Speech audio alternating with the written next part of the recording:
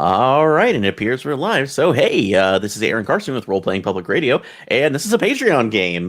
Today we are playing Powered by the Apocalypse's The Sprawl, and we have four people with, sorry, actually four people in total as the GM, but we have three players with us today. So, I will start going kind of left to right with everybody else. You can identify yourself and your characters. So, first off, we have Daniel.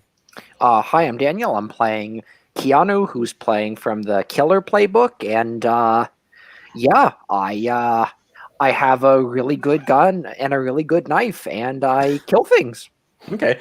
And is there anything particularly unique or it's like a story that brought you into the life of a killer within the world of the Sprawl? Which for everybody else, this is a cyberpunk. It's like neo-noir storytelling game. Well, yes, actually, I have no idea how psychosurgery or conditioning works in this particular setting, but my ideas that I've sort of I was experimented on and programmed, and basically at the moment I sort of think that everything is probably a simulation, and I get work because I have to get better and better. So the more objectives I get, the more points I get, and points are good. Okay. Yeah. So like, trying to build up enough of a reputation too. Is there any particular goal that you're working towards, or just keep working and eating? Oh no, keep working. It's the points make the numbers go higher, and that makes me feel good. Okay, so Yep. if nothing else, working for that gig economy in 2099. So Exactly. we'll just continue to do that. So all right, awesome. All right, Chris. Hey, I'm Chris. I'm playing Grant, who is using the Fixer playbook. He is trustworthy, and he's the kind of guy in the street that can get you anything you need, but there will be a price to it, because Grant is all about his career, and if you get in his way, he will bury you in the friendliest way possible.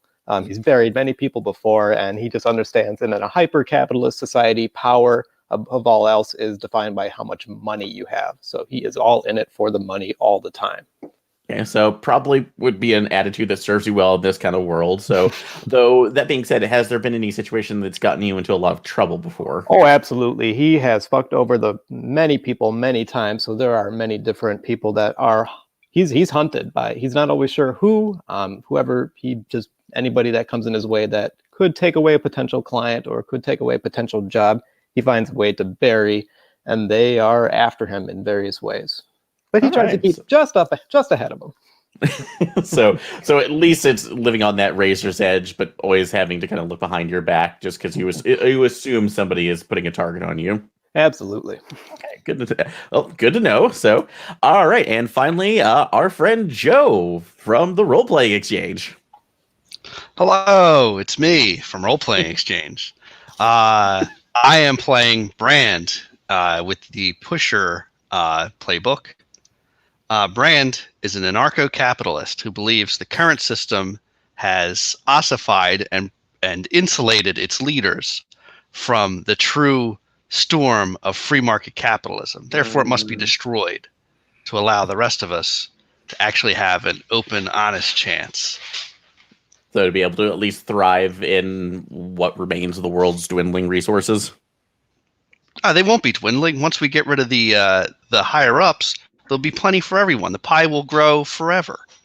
So just kind of, so at least kind of, so what you're suggesting right now is some sort of a cyberization of a guillotine too, that just kind of that's for the future to figure out. Wow, you're just the instigator that gets the ball rolling. Then that's right. Okay. All right.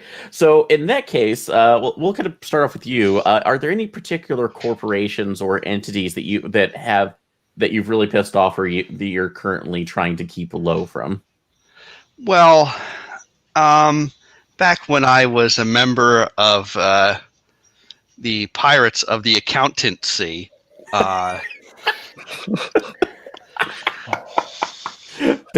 that's great. So, we had an enormous raid against. Boy, you really put me on the spot with this corporation. They don't have to be it could just be like a name and something that they might be chasing you for. So some sure. small action. Let's say QXC bioengineering. Mm-hmm. Yeah, we just did some, minor league assassinations over there. Some scientists kidnapped a few, killed a bunch of others, blew up some labs. Still pretty pissed off about it, at us about it. Apparently, we wrecked some sort of, I don't know, project to lengthen human lifespans that was going to make them a lot of money. Whatever. But they've been hounding me ever since, so they're liable to pop up. Oh, so yeah, that actually is something that made the news that you were very proud of, specifically with the Human Longevity Project. So that's like HLP, and by taking at least a lot of the genetic samples out, as well as the primary researcher, that's like who you learned their assistant was actually trying to figure out a way to utilize the project's core. That's like core mRNA.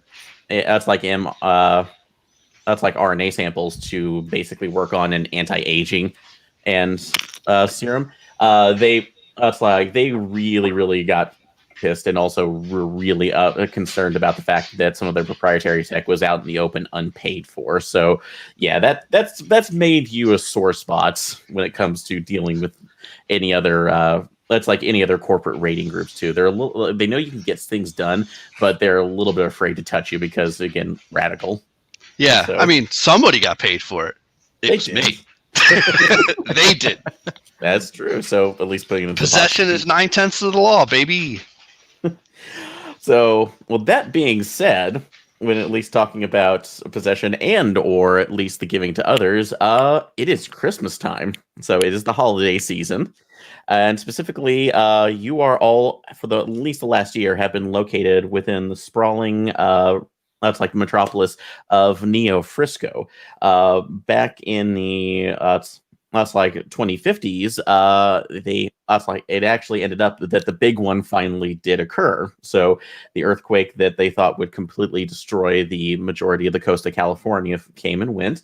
Though miraculously, the majority of the city actually survived due to a revolutionary tech. That's like anti-earthquake tech that had been implemented by some of the larger Japanese corporations that had moved in. So that's like, even though a larger part of the lower city was completely decimated, the larger skyscrapers survived and ended up becoming a central part of the city. So in turn, you have most of a raised cityscape that is made up of different interconnecting buildings that's like feeding into these skyscrapers that lead into roads going out everywhere else.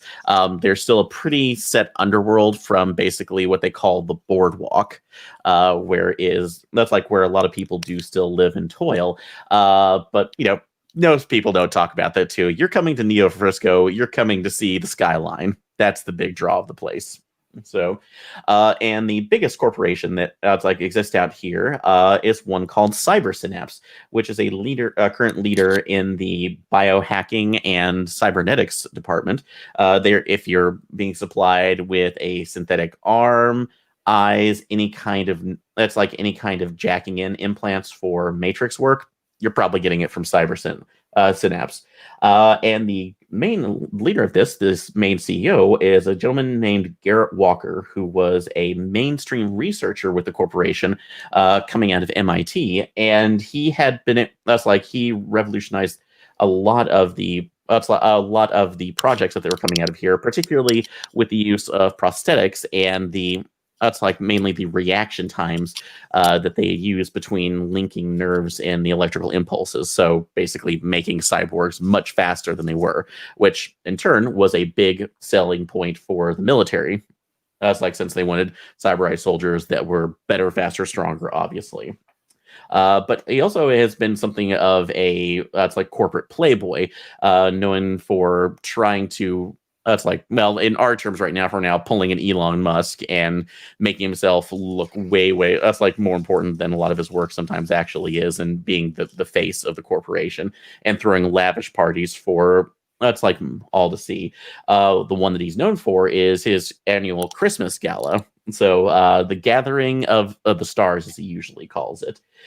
He always puts on a big show. It's a high-rise event. It actually does a party that links all of the corporation towers together every year, and is usually the time when they will produce any of their up and coming projects for the year, including one that was supposedly set for this year. But the problem is, no one has seen him for the better part of a month. So starting around the mid of November, he has supposedly had gone to his residence and stated that he was working on the project for the gala, but nobody has heard from him in any case so far, at least on the public side. There's whispers that the board has tried to send people out to see how he's doing, or at least to bring him virtually into meetings, but from what you can tell, that's pretty much dead at this point. So, as the eve of the party approaches, which is within about a day, word has come out that the project, whatever he is coming up with, needs to be looked into. The only thing that they've been able to identify is that is either named or linked to something called the St. Nicholas Protocol. So, which has come up as massive interest to all these other groups, including yours. Now, this being said, you are all part of a small, collective of freelancers who are usually called in. Do you have a particular name for your group?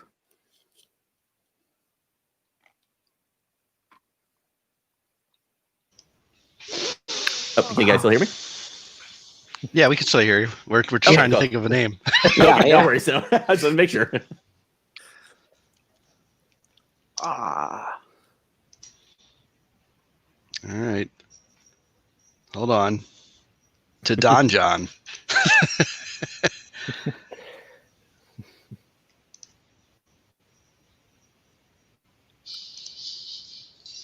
All right.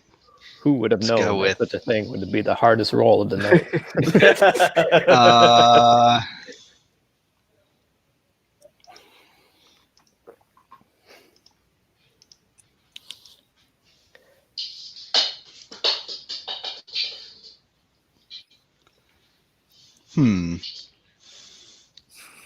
How about this is dumb. The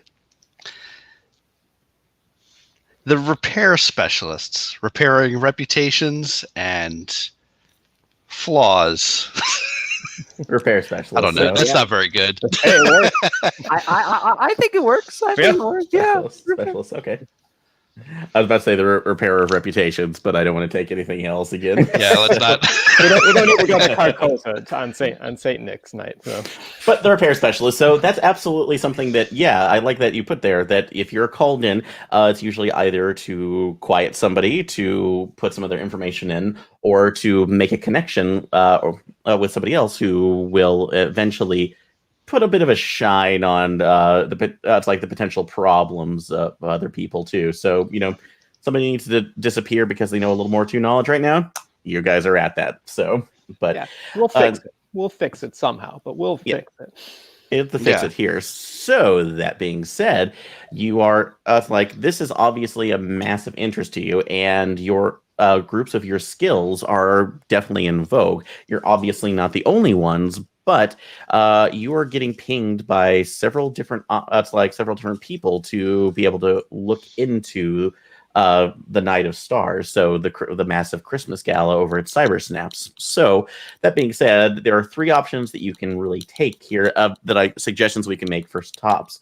The first one is obviously the easiest, which is corporate rating. So there are other corporations who will obviously kill to see what kind of what the new Cyber-synapse product is, and to see if they can either steal that information for their own to make a rival product, or to potentially undermine the market if they feel that it's a threat, or that's something that they need to be taken out. So that can be one option.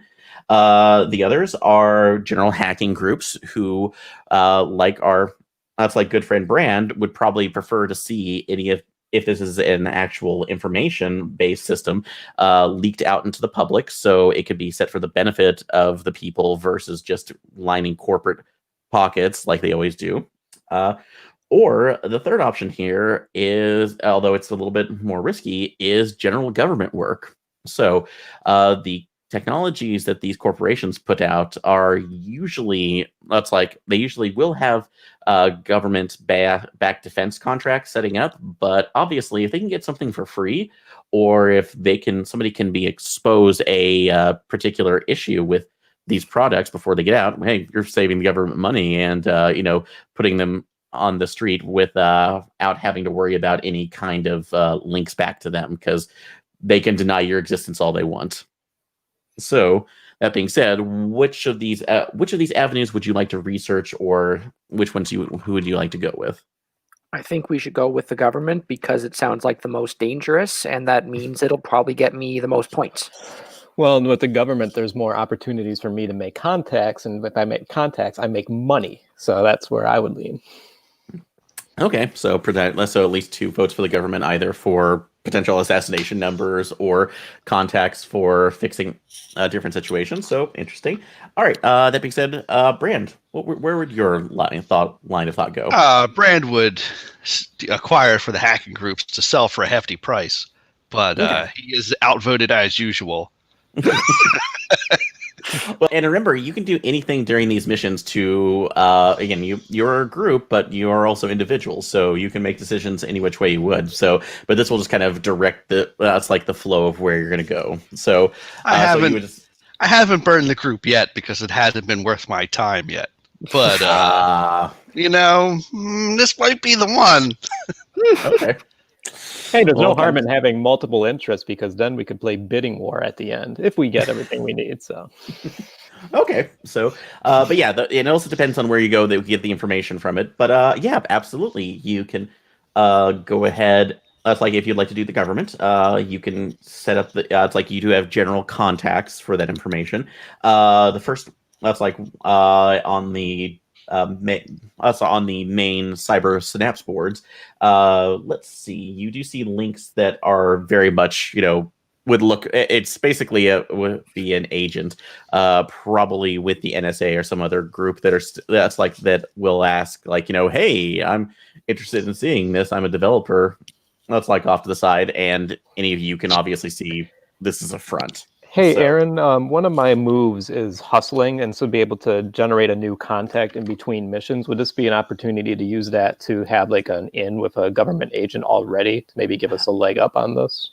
Absolutely. So I'll actually say that you're going to go ahead and use that to go ahead and contact this person, and we'll see how trustworthy you are. So go ahead and make your roll. Okay.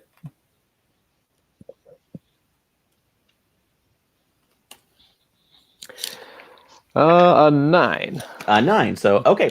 So, yes, you do have a contact. What is this contact's name? We'll call him Johnson. Johnson. So, Agent Johnson. So, yep. All right.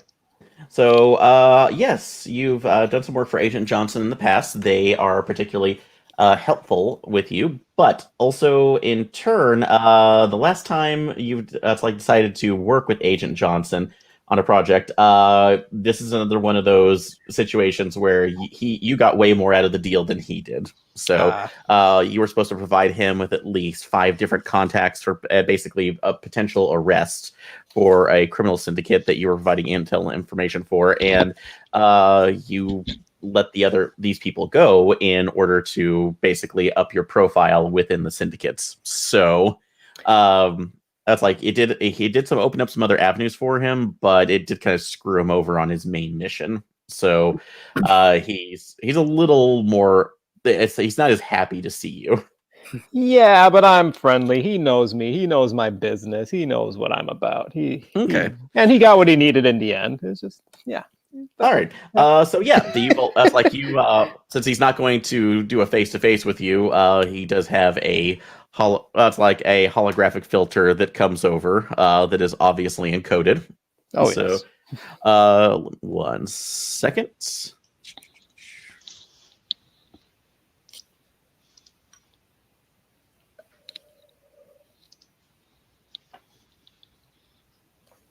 Grant, good to hear from you. What can I do for you? Hey, Mr. Johnson, old buddy, old pal.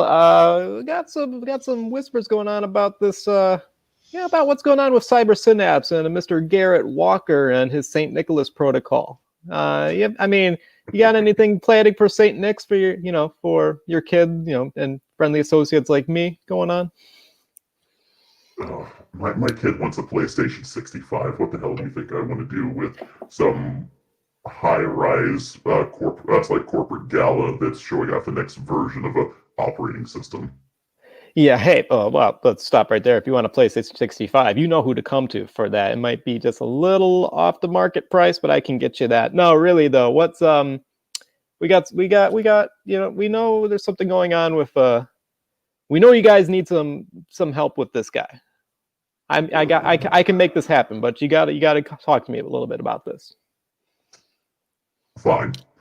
So we have been getting some reports that the system, it's like what they're dubbing the St. Nicholas protocols, is potentially a new type of surveillance. More than that, it's more of a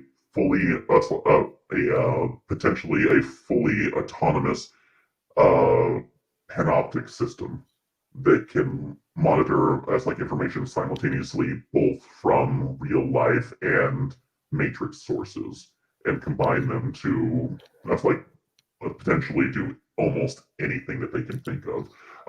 Tracking people, being able to set predictive algorithms for market shares, even predict some behavior patterns that could circumvent conflict. So, considering the concern about how much power a corporation would wield on there, we really don't want that in the hands of them.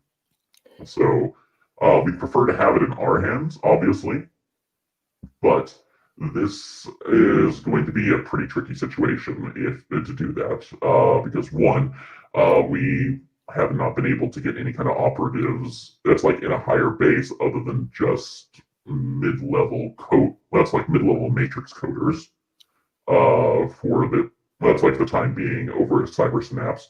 None of the other corporations know what's going on and are setting other rating groups. And in addition to this, if they can track anything else, they might be able to use the system to develop new versions of ICE that can crack into our side. So it could be a power play. So this thing is a supercharged machine learning CCTV, basically. Well, think of it as one now that can CCTV. That's quaint. So like you're using the old terms. No, it's basically a monitoring node. They can monitor everything simultaneously without burning out the ICE that runs it. This is going to be bad for business if this gets out. Well, okay. From what I understand, at least the sources that we're getting with some of the internal memos, this is supposed to be the future of communication and security. So, but we only have rumors at this point. So, right. But I can tell you though that because of the way that it's set up, like you may have heard, the project is going to be debuted over at the Night of the Stars for the Holiday Gala. So if you, and I do by chance happen to have a, invitation or two that could fall into your laps. But that means that you will have to give me complete node records of all of this before you put and an immediate link so we can have one of our agents assess it and let you know whether or not it needs to be destroyed back at its source. All right, you can get us in the door, but then you need everything that we can get. So. We are the government. I'll have to talk to my associates about that.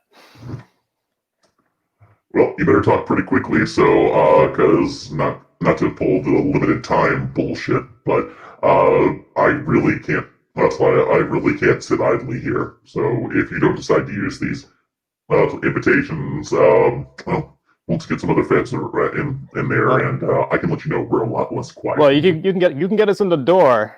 That's great. Information though has a price to it. We'll have to discuss that later. If you can get us in the door. When have I not compensated you? Oh, you've always been great, Johnson. You've always been great. But you know how this works, especially if it's spicy information. That's going to be a spicy price. You know how I work.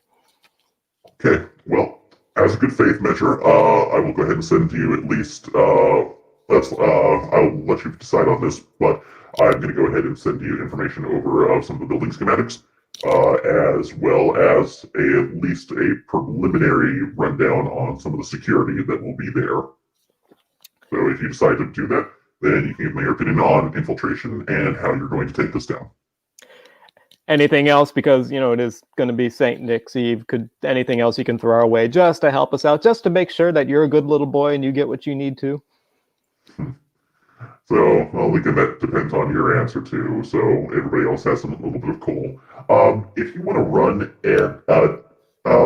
if you want to do an assess roll, you can see if you can see if you can get any other information from him, or basically from the call. I will assess the situation. Sorry, let me switch over from his voice. It's a little jarring. Make an assess roll. Like, okay, cool. I got to get to it now. You would say, let's see. That is a 6. That's not the best. Nope, that's a failure. So, unfortunately, because either he's playing it cool or the transmission is a bit heavy, you can't really get any other questions, any holds right now to get some information. But you might be able to assess that or get some other information generally as that's like before this, because you have a day before the actual gala. So you can gather some information, figure out what you could get from this or other sources. Okay. So, but as promised, he did send over the information. You have the full building schematics right now, as well as the generalized security detail. From without doing any other roles, I can tell you that everything in particular for security looks like it is in-house.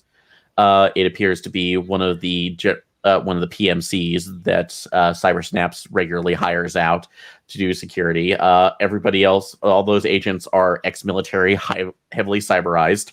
So what you would normally expect from these people, a lot of that's like augmented improvements for strength, agility, as well as ocular implants and hearing to be able to increase their senses. And as for the building, I could tell you without any, like other traditional roles, they are currently right now it is taking place in the primary Cyber-synapse skyscraper, which is at the center of town. It's almost like a direct node for all the other corporations that are around it. And the party itself will be taking place at the it's like on the top veranda on the 75th floor. Okay. could I do a research roll to see where like the stuff we really want to access would be specifically? Absolutely. So yeah, you can roll that and then choose one of the questions for the hold. So Okay. And if I have a mind +1, I add 1 to this roll because it's mind, right? that is correct. Yes. Yes. Okay. Yeah, it's just been a while. Well, I got a 5, so. Fine. All right. So for that, yeah, unfortunately, you don't have any particular holds on that one. So if you can pull up any other information or do any other kind of research during this time, you can potentially do something else. So, oh wait, you said, yeah. So at least not on this time. So if you find another source, you can probably pull that up. Fair enough. That being said, so Brand, is there anything you want to do in the moment? Yeah, I think so. There's got to be some folks I know on the inside of this let's say, would it be unreasonable for me to have a contact with the caterers that Neo Elon Musk uses for his usual parties? Okay. To kind of have No, an I would say inside that's line not. there. No, that would not be unreasonable. I will say there'll be a hit at the street roll to see if they are available. So Cool. All right, let's roll that street roll.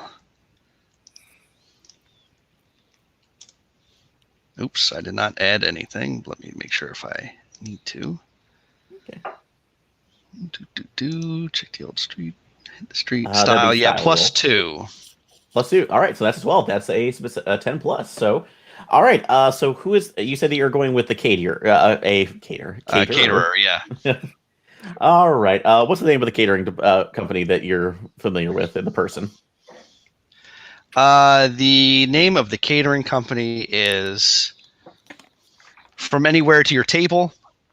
And the name of the person is Rick Steves. Rick Steves. Nice. What they do is, instead of, because this is a crazy cyberpunk future. Hold on, my cat is eating my vegetarian shepherd's pie. What are you doing? Get out of here. It's not for you. It was food. Hey. Although that does sound good. So what they do is they make all of the food on site in the country of origin and then fly it at hypersonic speeds to the location where it's going to be deployed. They promise delivery in 3 hours or less. Jesus Christ. So God. does it liquefy on the way to the location because it's going at such a speed? Well, not any more than a human being would. No, see, that's actually one thing that this future has done well. They haven't figured out inertial dampener specifically for humans, but if it's a cooked inert, it's like organic substance, they can keep that intact. So, What a time to be alive. yeah, but there's a lot of injections that go into that too. So you don't want to see what happens when those are not put into place. Yeah, this is the future we deserve, but not the one we have. Also, it only has a 75% chance of causing rectal cancer. So, that's... Listen, it's going to kill us all eventually anyway. You can get an augment to help with that. So. Yeah, Okay. that's right. Just All right. But yeah, you contact Rick Steves. He that's like up. Brand. So how are you doing? I didn't think that you would need any kind of food services for a while too. Do we need do we need the baklava situation again? Is that what we're calling about? Rick, my friend. No, we don't need the box. Gee, let's not talk about that a second time. Once is enough. Well, if you're not for there, what can I do for you? Well, it's about a former client of yours, and probably a shortly to be client. What was the CEO's name again? I Garrett neglected to Walker. write it down. Garrett Walker. It's about good old Garrett Walker. Oh yeah, the Cyber-synapse guy too. Right. That's actually the biggest. That is the biggest job that we've gotten so far. So it's what they're paying for right now is basically going to cover our fuel costs for at least half the year. That's a big contract. Oh yeah, you have no idea. So we actually got tickets to the place too. So once we're done serving it, we can actually hobnob a little bit. Although we're told not to do it too close, but whatever. Yeah, I know. God forbid any of your independent ideas might enter the concrete skulls of the current corporate administration. Am I right? Yeah. So, all right. So in this case, what is the request that you're making of Rick? Rick, what I want is, this could seem a little crazy, but what I'm going to need is some coverage. I'm going to need a couple of your uniforms. I don't expect I'm going to need to use them, but I'd like to have them. Oh, damn. So, well. Now listen, if you need a couple of your employees to get kind of beat up and tied up in, say, a a ballroom or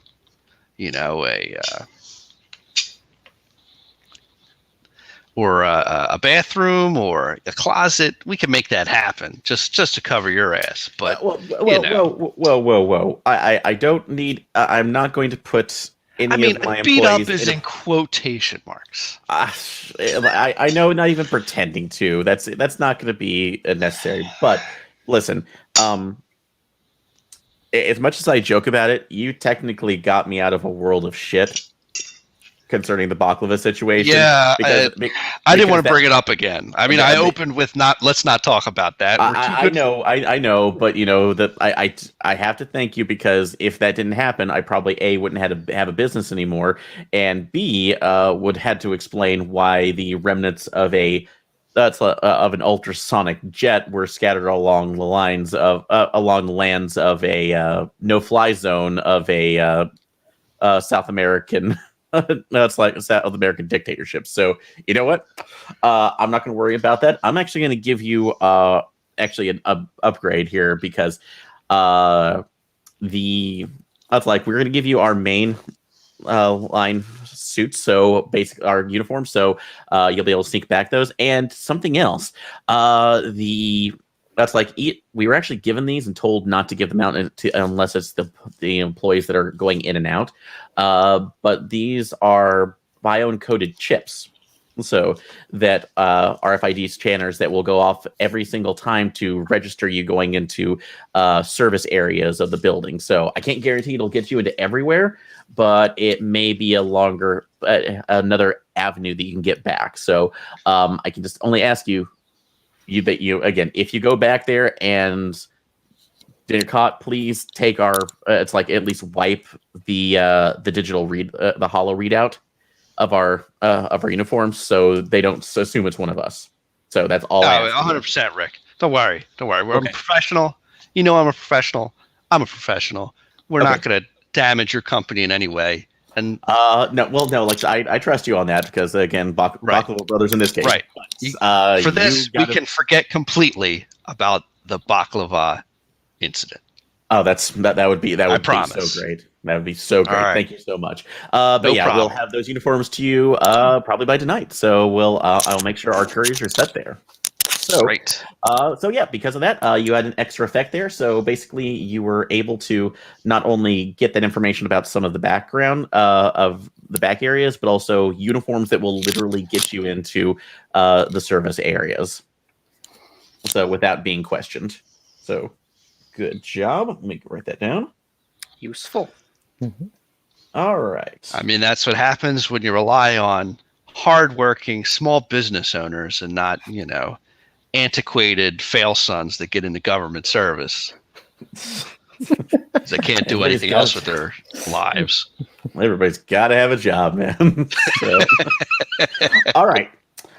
So you do have that. I will say that there's at least, I'll say everybody can do there's at least 3 more actions you can do before basically having to get ready. So before the clock starts officially here. So this will be a mark on the preparation clock for it. Okay. So what else do you want to do? So it's like Keanu, Keanu, Chris, or do you have any ideas? Well, I do have a small crew of surveillance. I was wondering, since we have the invites, if I could contact a forger just to make a couple more to get my small crew of surveillance and just a couple eyes and ears during the party with us. That you can possibly do that. That will be difficult though, because each of these are basically the ones that you received from Agent Johnson pretty well that's encoded only to your particular RFID /DNA markers. So you can do these, but it would basically be hiring somebody else out on your crew to try to crack this. So okay. And would that be a hit the street roll, just to see if we can find someone good enough to do that? Yes. So I will say, because it's trying to go for a contact here. So go ahead. Okay. Now normally I get a +2 to that, but because you said it was difficult, would that be negated? No. So you get your +2 on this, but it just depends on you. So go ahead and make your roll. So it's just a difficult roll to get. if Yeah, that necessary. makes sense. So 7 plus 2, that would be a 9. So I'm probably not 9. going to do it in this case. Okay, so in this case, you can do that. So, but the problem is, you're going to get some other requests from your role. So, what's the name of your contact? He'll be a forger. We'll call him Jimmy the Squid. Jimmy the Squid. Okay. All right. So Jimmy the Squid tells you that you have some issues here with that, but there's a problem with this going on. So one, it's going to cost you extra, which means that you're going to have to pull something valuable for them to be able to process from the job as an extra payment if you're wanting to do this. Else you potentially bring down the wrath. So when they learn that you're going to Cyber-synapse, they are actually requesting that you get a new model of encoder for the hybrid tags. So you're going to have to actually take that out with you if you don't want extra heat coming down on you. So, and as well, it will potentially. It's also well. Yep, I'll let you know. That doing this is potentially going to attract some unwanted attention because doing an odd job like this is pretty high profile in the underworld. So, so you're definitely gonna, if you go through with this, it's going to attract some other potential buyers. Let's say. Yep, and that's too hot for me. Can't attract other buyers in this case. So Okay. have to leave my surveillance crew behind. All right. So, yep. So, hey, no, we're always up for the challenge, but if you want to come back to us before right now, you always know where we are. So, yeah, no. Okay. Sad. All right. All right. Yeah. Hate it. I want to take the Futurama line so badly too. If I can modify this. Hey, I'm a identity thieving scumbag. What do you expect? So. All right then. That way, Keanu, is there anything you're wanting to do? I mean, I guess if we have to get what we're stealing back to the info back to the government, could I research like a good exit strategy? Like it seems like we sort of have to, be on our toes when we get in, but like setting up some sort of good way to escape once all is said and done. Yes. So basically, I can. It'll be one of the questions. Look at the questions on there, but go ahead and make your research roll, and then you can choose one of the questions. Sure. All right. Well, let's see what I get, and then.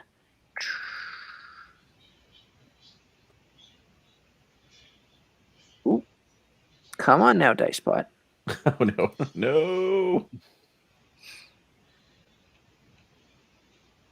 Yep.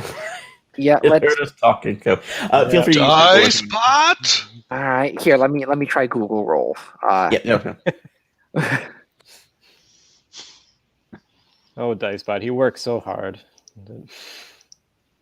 Man just doesn't let him have a break. Okay. I got a 7. A 7. Okay. So I can answer. It's like take the intel, and I can answer one of the questions. So. Where would I find a good escape route out of the building? Okay. So you're trying to find a general escape route. So all right. For any kind of the best point of egress you can figure out, will actually be in one of the will actually be a emergency. It's like an emergency shunt access that is located in the main executive board's office. So, weird that oligarchs are concerned about people attacking them. So you learn that the entire board, the entire board room is rigged to be able to activate safety chutes that essentially will drop you into a safe room and then provide access to escape vehicles. So different hover hover sleds that will go into tubes around the city and usually eject you out about a mile or two outside of the side of the main building. So if you can access that and get the codes for it, it's easy to get out of there. That sounds perfect. So, but that means that you're definitely figuring out a way to modify that. So, all right. So you know about the tunneling system. You have the RFID hybrid tags uniforms to be able to get into the back. Unfortunately, you couldn't bring the group in there, but we have one other action before we do that. So, what would you like to do in group discussion? You can decide what you'd like. Actually, give me 2. I'm just going to run to the restroom really, really fast. I'll be right back. Mhm. Okay, yeah. If we want to take a break, so fill it, and then we can come back. Okay.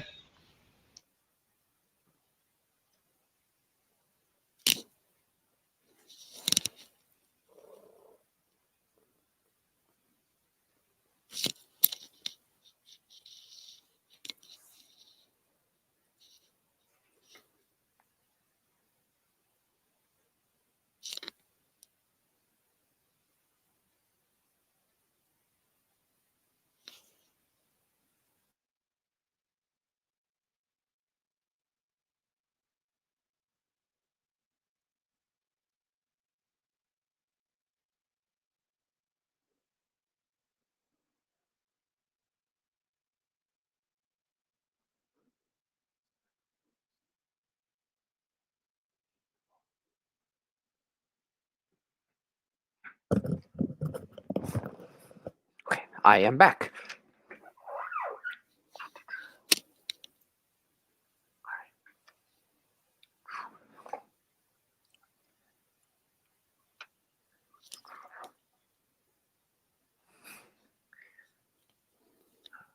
Did we decide on another action, or are we in the process of deciding? We haven't even discussed it yet. Okay. All right. I'm back. So, all right. Looks like we're still waiting on Joe. So, but yeah, I'm sorry I came back. Is there something you were going to discuss in your planning?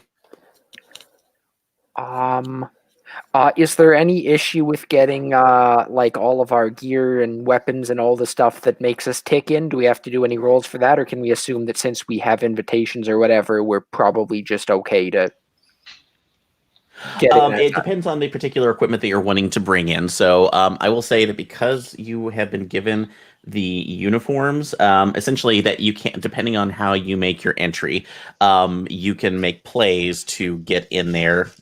It's like with certain equipment, or you can maybe wheel and deal with somebody else to try to get somebody else. It's like to bring that in, but it just depends on what that is. So, like, what were you wanting to bring in? I mean, just because I have a cyber arm, a super knife, and 3 high-powered guns. Okay, so obviously cyber arm and is some. This is the future, so of the sprawl. So you don't have to worry about that. That's usually seen, unless you're going to point out as if it's a Liefelian combat model that it has guns coming out of it. I don't think you have to worry about it.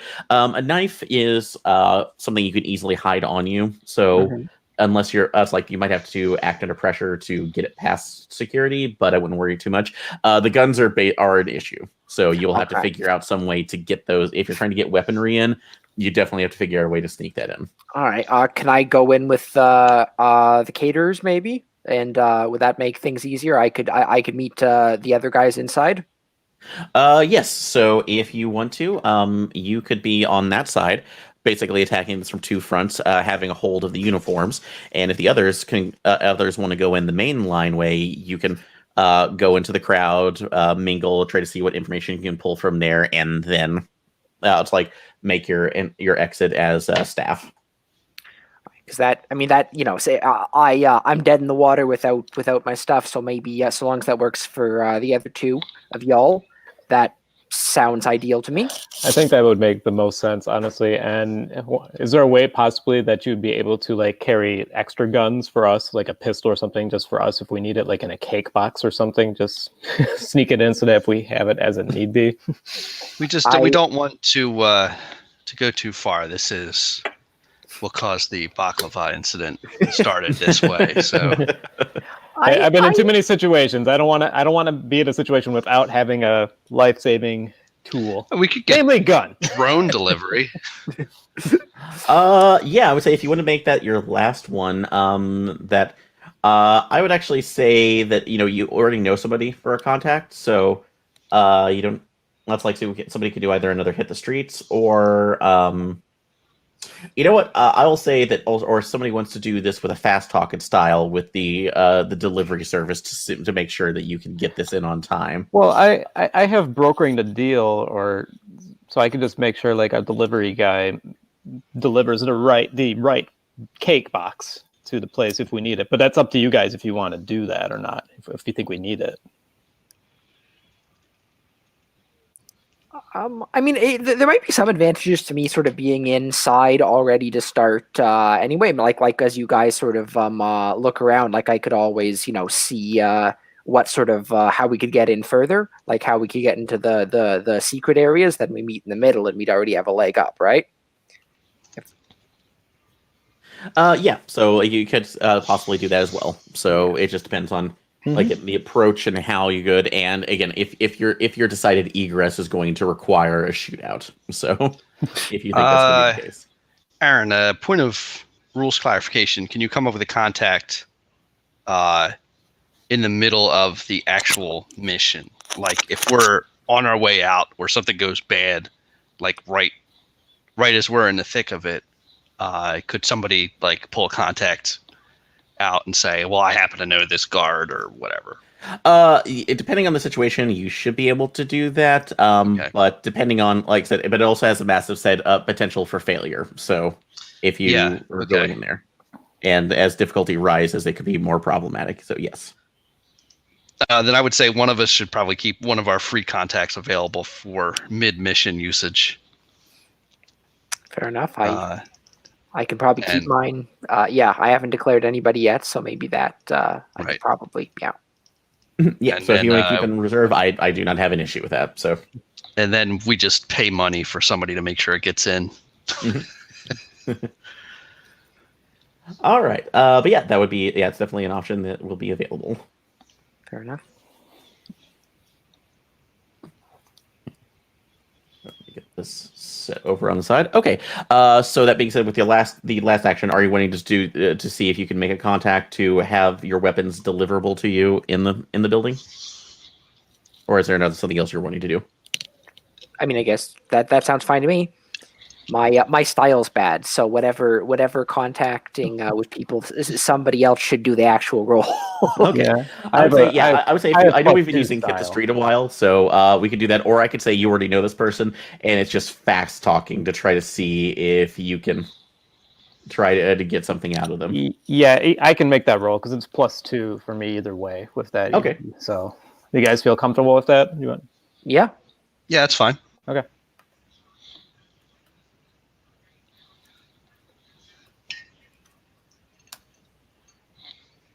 I forgot DiceBot wasn't working. Yeah, demanding the bandwidth and the blood tonight.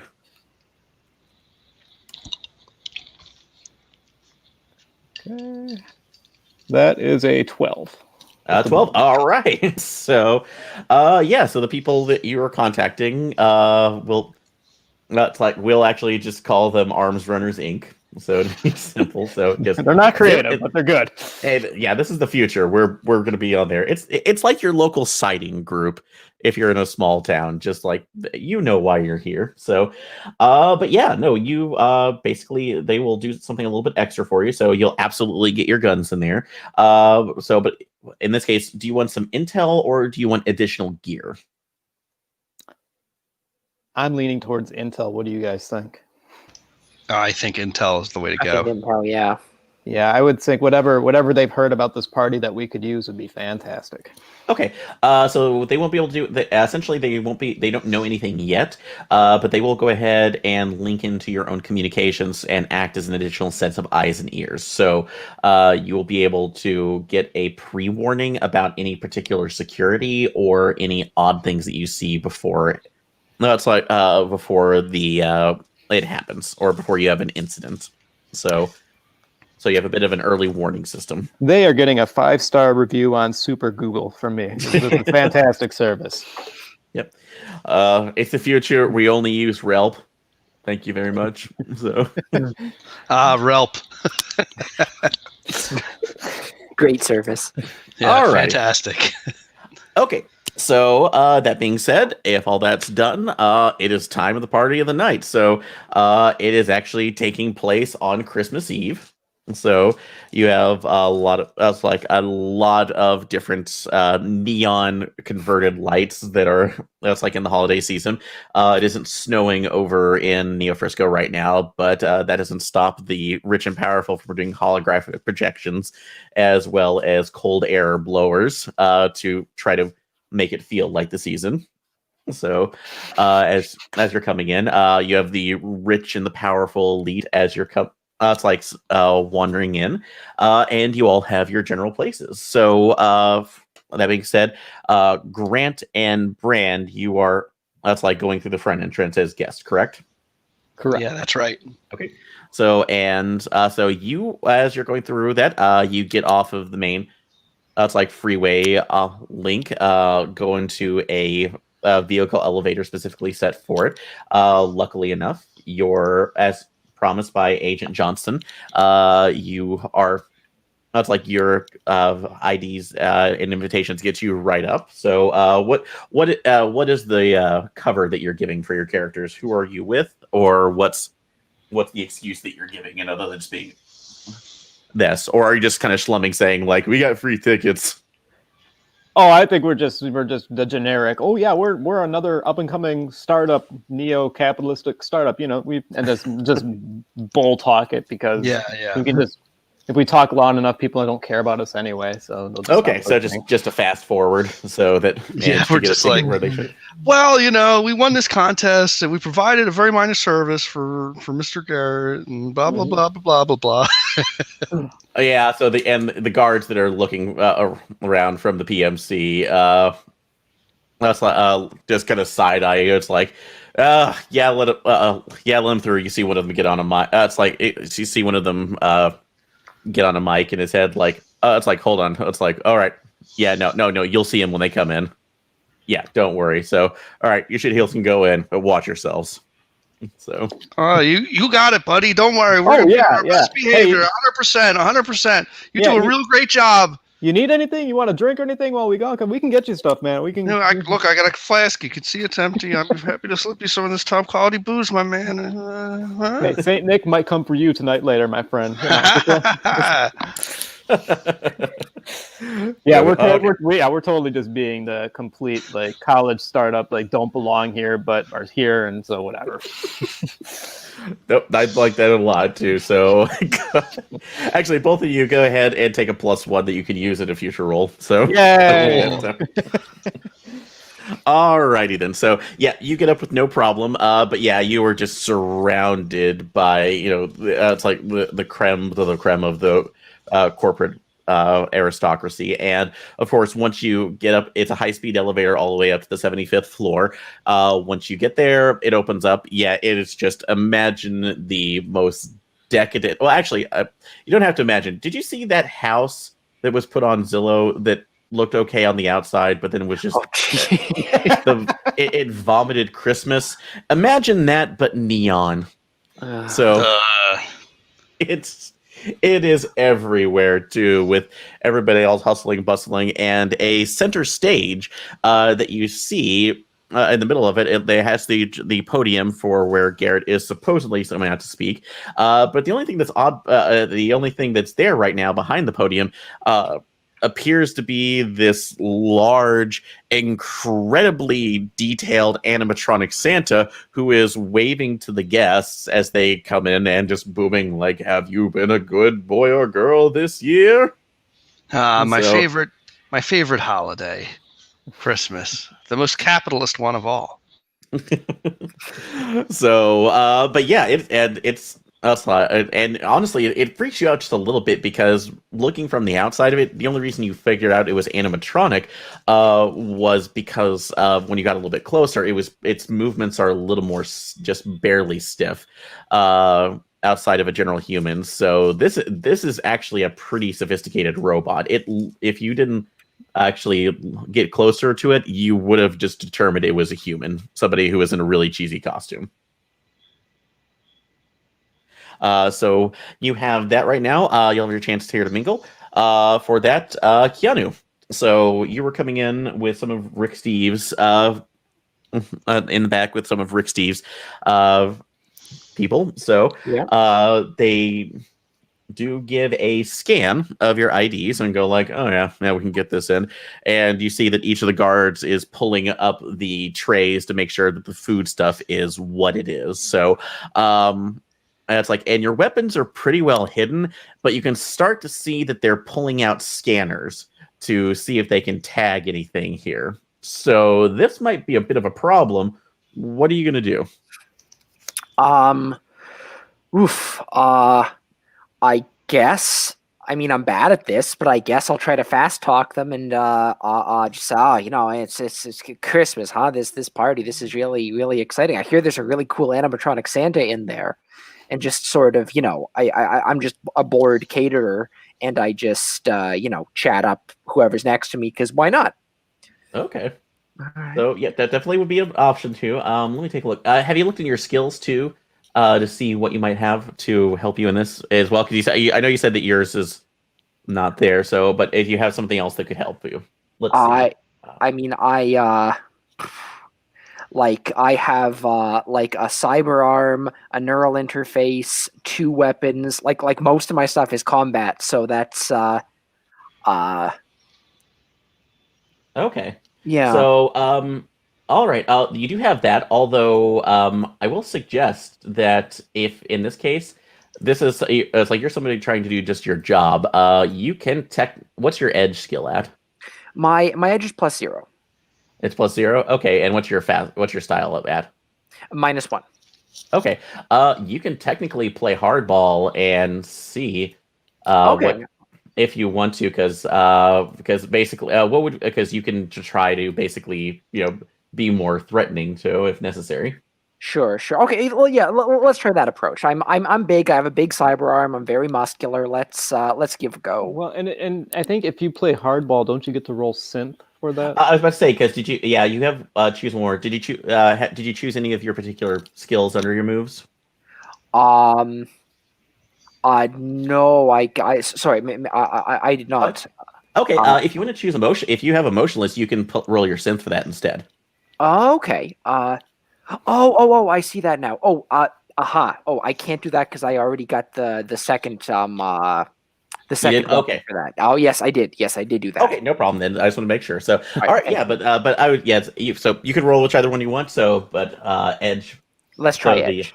Yeah, it'll be fine. Everything's fine. All right. So that so that's going to be a 7. With 7, okay. So 1 second. Okay. With that, all right. So for the 7 to 9 on there, so it's not quite there because you get up their face. How are you trying to intimidate these guys into backing down? I guess look, buddy. We're bringing in your stupid cakes for your stupid Christmas party. You don't have to hassle me here. I'm just trying to do my job. Come on. Back off. Yeah, and since when somebody need that kind of that's like software to and that kind of hardware to be able to it's like flip a couple crepes, huh? That's like couldn't make it in the Boy Scouts. Well, he laughs on there. Get it. That's like get in there. So he lets you by, but as you're passing, you do see that he's putting his hand up to his eye and definitely clocking your presence. So that has put up that's like a mark on the current mission clock. Okay. So to be able to get you one, so you're gonna have to be pretty careful. I think that went as well as expected. Okay. I mean, it went a lot better than screw this guy. I take my shotgun out of the cake and blast him, which could have happened. Yeah, it was considered. That'd be good. So, all right. So now we're going to go to everybody else individually. So once you're there to kind of start the clock about what you need to do. So I was like, as of right now, you have no idea if Walker's in the building. If you can get up, if anything else, if there's a particular area that you need to get to for the information or projects. So you can start socializing if necessary for fast talking. You can It's like potentially try to research the area or try to assess areas. It's like to see if you can get any other information. So that's like, or you can you are setting yourself up for a sneak, so you could try to work together to get into the back and then start going from floor to floor if necessary. Can we attempt to assess the situation? Absolutely. So go ahead and make a roll.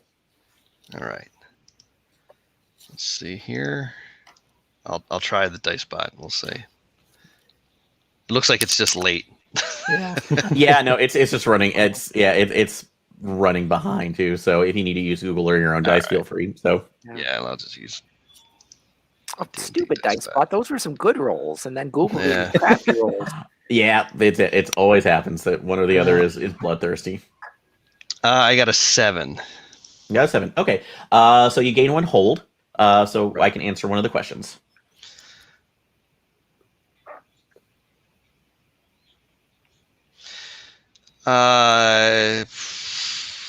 What is my best way past the security into the unsecured locations without using the badges we were provided, or the chips, I should say? I can't answer that specifically. I can, if you look under assess, I can answer one of those questions. Okay. Oh, it has to be read as written. Okay. Yep. Yeah. It has. Yeah. How is the security vulnerable? No, I know that answer. What do I notice despite an effort to conceal it? Okay. As you're looking up towards where the main stage is and Android Santa is putting in place, you see one of what looks like to be a couple members of the board who are kind of frantically talking with each other. So they appear. They appear to be. It's like having a pretty quiet, civilized argument. But the other one is. That's going forward. I'm actually going to say, because this you can mingle through the crowd and get close enough to kind of hear the end of it, saying, "I don't know. I don't know what I'm going to do to be able to get him up right now. He is down in his office and he is linked up all to that shit." So, what do you mean linked up to the shit? Right now, he has multiple ports coming out of his head, Jim. What do you think? It's what he's been doing for the last 3 weeks when we've been told. That's like when we've asked him about this project, and he says that he has it all in hand. So I swear to God, if he's not off of it that's like in the next 5 minutes, I'm going to go down to the 50th floor myself and unplug him from that damn node myself. So fine, whatever. And then they disperse. We know which one said they're going to go down and unplug them themselves. So you could say, yeah, you can actually see that. It will be. It was a gentleman who seemed to have a bit of a more considered like an '80s mullet. So corporate mullet. Yeah. Easy to see. Yeah. That's graying around around the temples. Well, he's got to remind everybody that even though he's got business in the front, he's got party in the back. Yeah. I will say that it's just that if anybody wants to do a research roll, and as far as I'm concerned, everybody else is on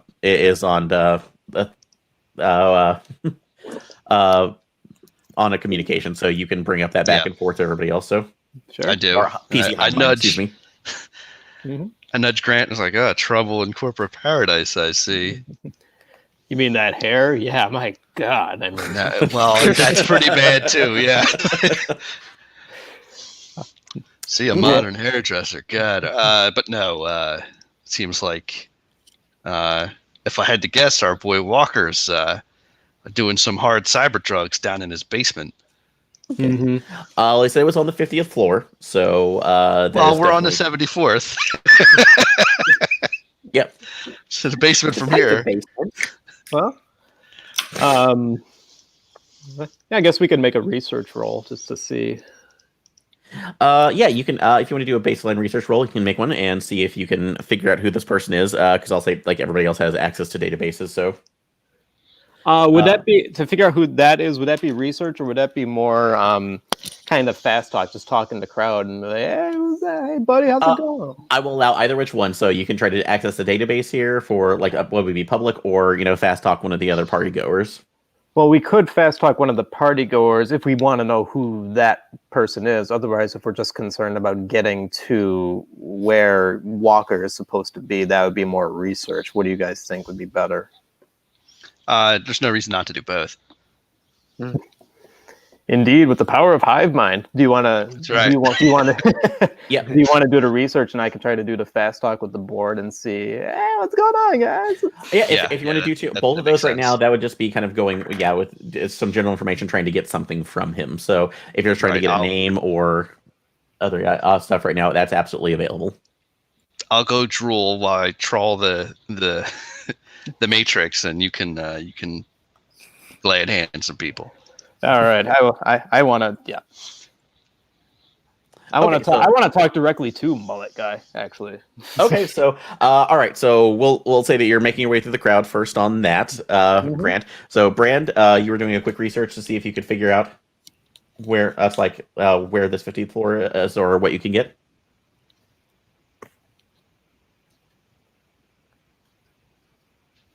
Oh, you there, Brand? Brand? Yeah, I'm still here. Yeah. Okay, sorry, I thought my internet went out. So okay. No. All right. Let's see. I got an 8. An 8 on there. So I get to ask one of those questions, right? Yes. So for this one, yeah, you can ask one of those questions.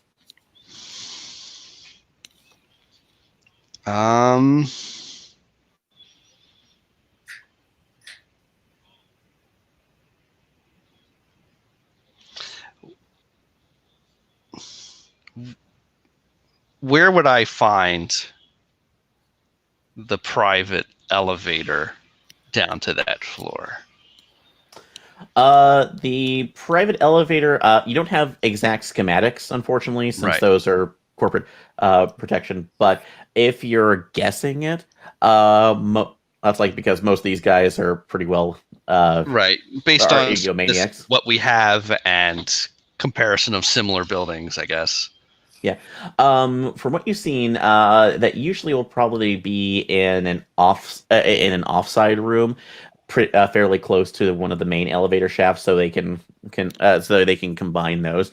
So if where you're looking on the schematics, you see that there is, or at least the floor plans, that where you're at, there is a small janitor's closet. It looks like.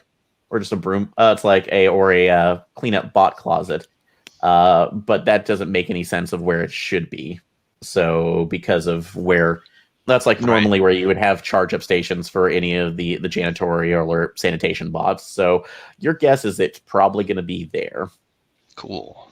All right. I radio that to the rest of the crew, like highlighted on our map, and then with me in the catering area, do I have a is there a way that I can just get there and sort of clear the way for us to get down there once we need to?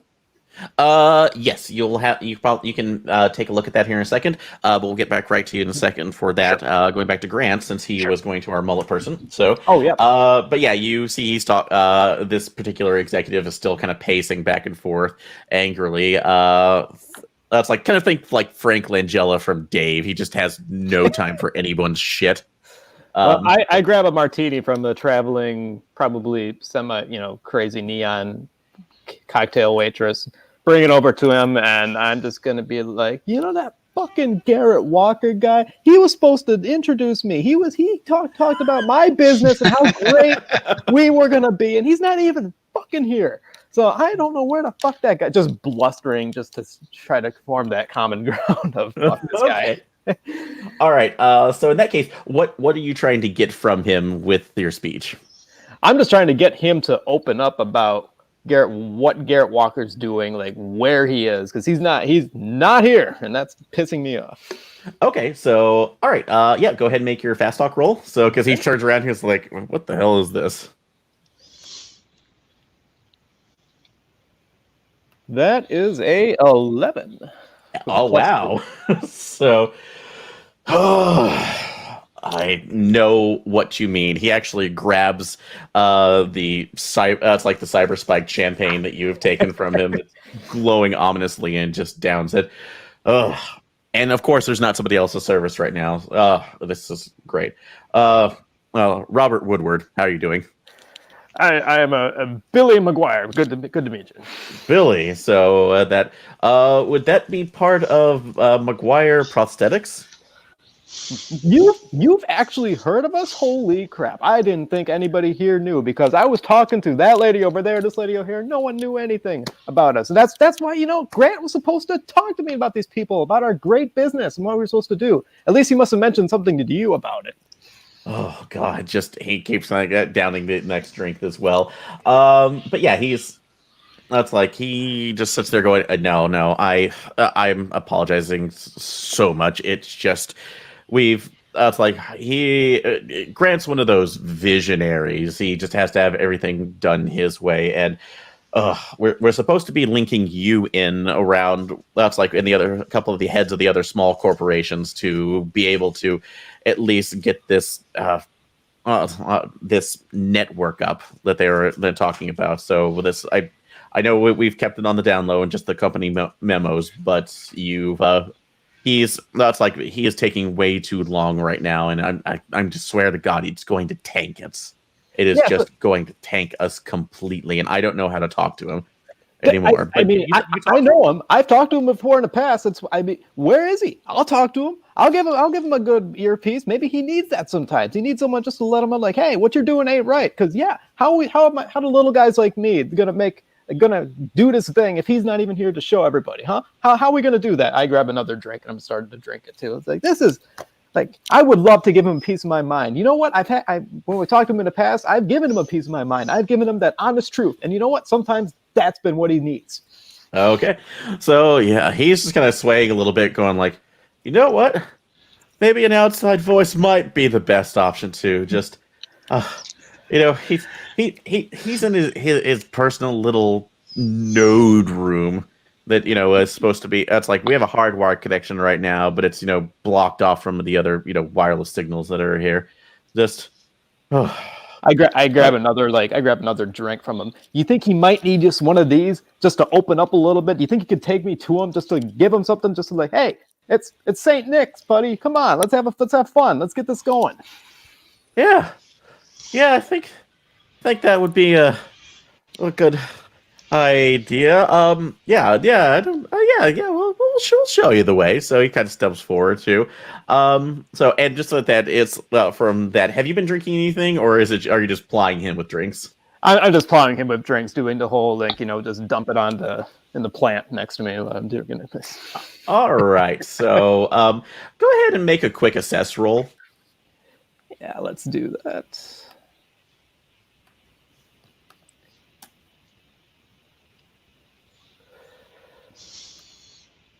That is a 7. And what do we add for assess roll again? It's edge. Okay. So, all right. So you do have one of the. I can answer one of the questions on that list. So. Okay. What potential complication do I need to be wary of here? So he can. He's definitely. It's like, even for a drunken executive, he's giving you a lot of information a little more quickly than usual too, particularly in the fact that it's like 3 or 4 drinks in rapid succession. He's pretty wasted, and that's like that there are certain there are certain chemical champagne concoctions or synth champs that will usually, it can be a little more highly alcoholic than necessary, but this is pretty wild. So, and as you take a smell of what you've just given him, it smells incredibly potent. Like, it smells more like a spirit than it does a champagne. Oh. But the consistency and everything else looks like a champagne. That's concerning. All right. Maybe somebody else is operating in the area. Oh no, don't drink anything. I hope it's just somebody else and not the corpse that's making the party or Garrett himself. That would be extremely problematic. Yeah, just slightly in that case. Kill everyone who might ever work with me and everyone who definitely does work with me.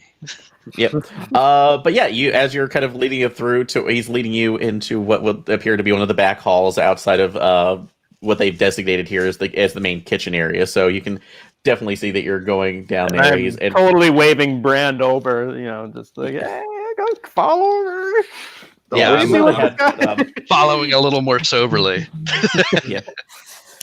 But yeah, you can go back there a little bit. So he's Bob is trying to get you to his at least what he thinks is his office now, or at least leading you down, because this should be the time for the small corporate meeting. So you're on with him.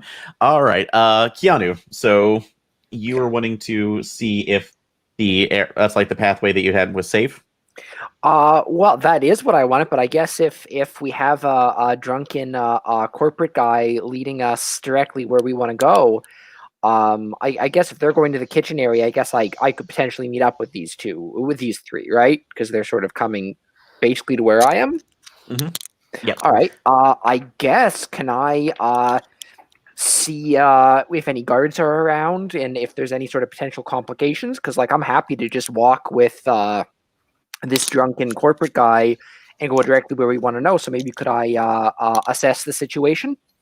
Yes, you can. I will let you know that you are on a lower level right now. Okay. Because you were bringing stuff up to the kitchen too. So they have basically everything is being prepped like a floor or two below, and then being brought up to that so it doesn't, spoil the mood. So of this. So your badge has worked, but it is keeping you confined to a specific area. So I just want to let you know that beforehand, but go ahead and make your assess roll. Sure. Okay. Let's try DiceBot. Nope. Nope. All right. Let's try Google.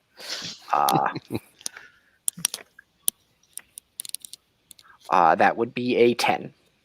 Oh wow, you have 3 holds. So you have I can answer any 3 of the questions, and you can hold these if necessary. So if you just want to ask one, and depending on acting on those answers, that will allow you a +1 forward. Well, I guess well, first let's go with what potential complication do I need to be wary of?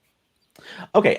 Specifically, when you were starting to move things out, like that same guard who was giving you the stink eye outside is looking around, basically doing an active monitor of the foods. And in particular, you notice that he's getting closer to your cart that's carrying the rest of the weapons. So that could be a problem. How can I avoid trouble? Okay. If you were wanting to, you can cause a slight food accident near him or somewhere around him, but you'd have to make sure that it is one of Steve's other people. So that basically something that would demand attention off of you. Sure. Yeah. Let's do that. Let's drop a big cake. Okay. Or get somebody else to drop a big cake. Okay. So since you're doing this in cooperation, you have their attention, but that's going to be acting under pressure to make sure that this plan goes off. So all right. Go ahead and roll that. Let's give it a go. That is an 8. That's an 8. All right. So it's going to. All right. So here. What happens? You do as you're pulling the cake over with the other person because you're trying to hide. It goes over the guard. He obviously sees that, but that's like because of him trying to push back. It on that side, it gets all over him. It distracts him, but you back into the cart, and I'll say that for this one too, because we're in the future. The hollow disguise, essentially, what you have on here to blind anybody from weapons, briefly goes off, and he does notice it. So, but he does not have a chance, but he's still basically wiping a large cake off, trying to get reach for his weapon. So you have a chance to act here. Okay, then I guess I guess I'll stab him. You're gonna just stab him.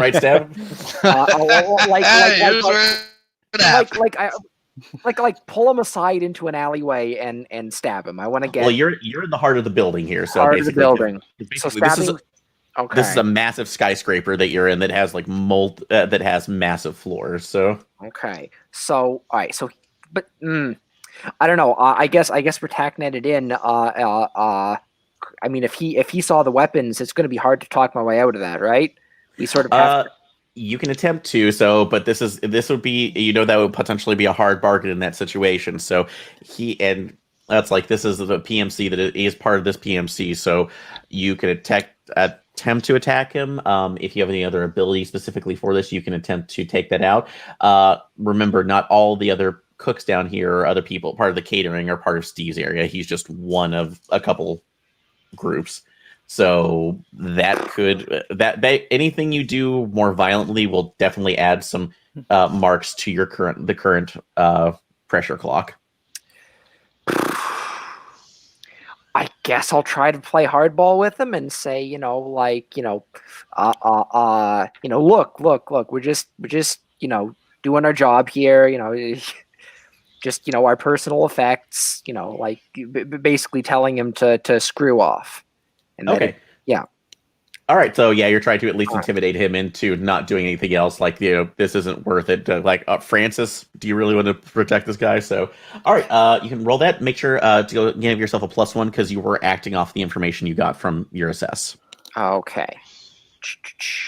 So that gives me a 9. 9. Okay.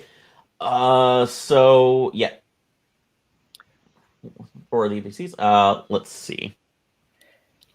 Aaron, I have a question. I know we can help with rolls. How does that work? Would we be able to do that, or do you have to be in proximity? You would have to be in proximity for this particular one. So yeah, unfortunately, that would be the case. You're all tack-netted in, and you guys are on the 75th floor, and he's on the 50th right now. So, or at least, I'm sorry, a couple floors below. So yeah.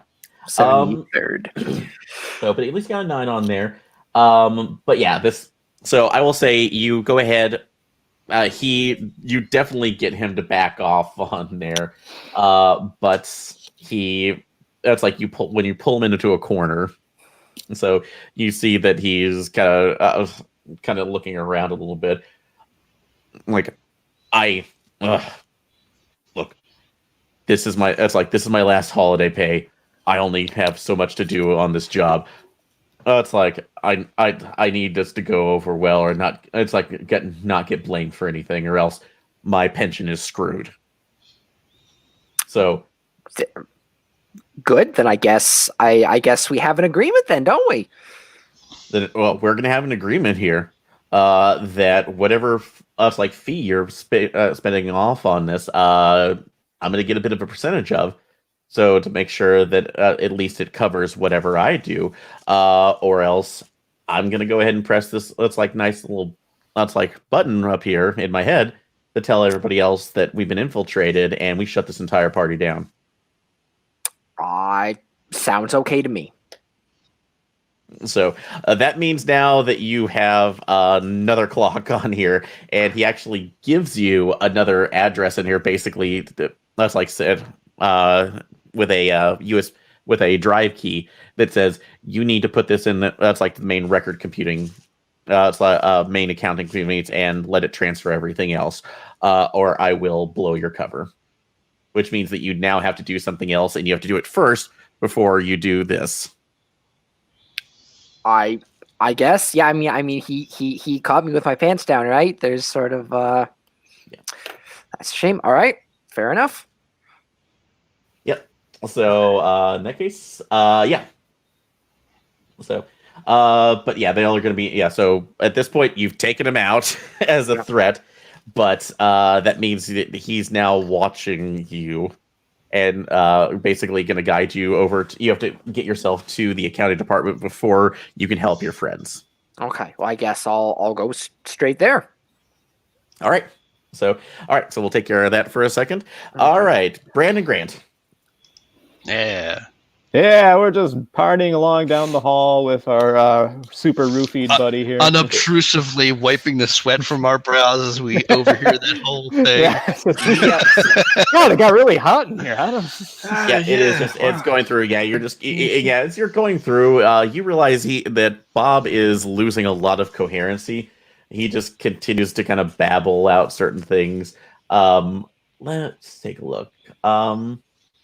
So I will allow one of you to go ahead and roll another assess while you're getting him there, to see if you can pull if you have anything else.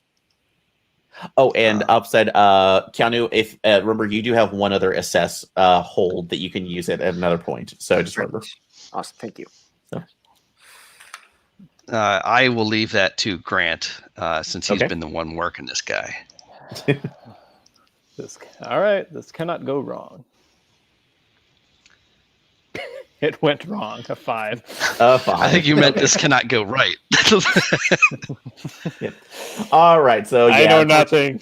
You know nothing. You're just kind of doing this from here. I will say though, just for getting this, you realize that when Bob brings you to the door, he actually has led you directly to the private elevator that you can see. It absolutely is disguised as a as a drone janitor closet. So, and that you actually when you take a look at it, if you walked past it, it basically would have looked like that.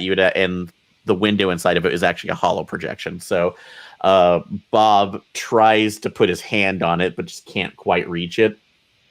We can help him out with that. Yeah. Oh. Here. Yep, and when you grab his hand and he puts it, it actually activates. You can actually see that there are biometric sensors that run across his hand and reveal the entrance of the door of the elevator. And so, you hear a beautiful synthetic voice saying, "Bob Woodward, Chief CFO, access granted. Please note that that CEO download is currently at 80% and cannot be interrupted at this moment. Proceed." So it's asking for at least a verbal confirmation. Is Bob coherent and even hear the proceed. question? Well, so all right. So in this case, Bob.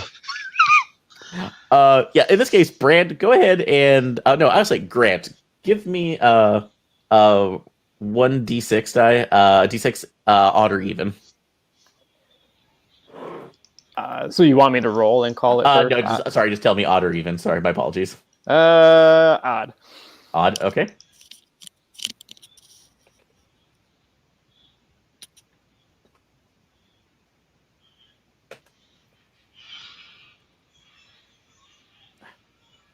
Come on, Google.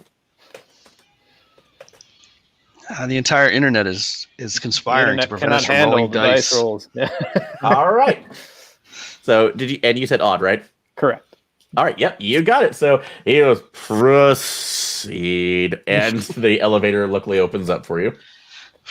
Gotta get that software voice detection technology for myself. I love how Keanu is like in life or death situations with guns, and we're weekend at Bernie's with this guy. Fantastic. All right, yeah, let's go in. Come on, Bob. Keep going. Keep on. All right.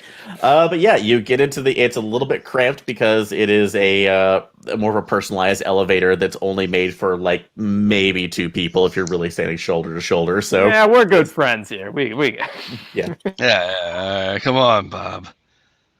Yep. But as the elevator goes, hold on, it was liquor. Yeah, it goes down. It opens up, and you see that you're in what appears to be a massive, massive matrix node room. So there are different. There are different matrix banks that are all set around the area, and in the center of it, it appears to be.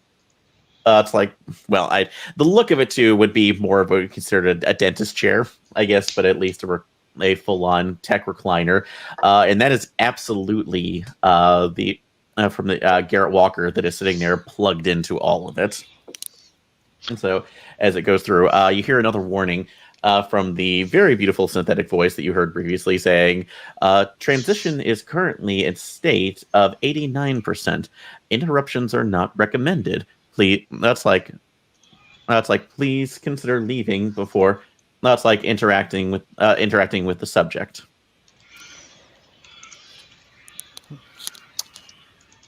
Well, Brand, do you think we should assess the situation here? Yes, very much so.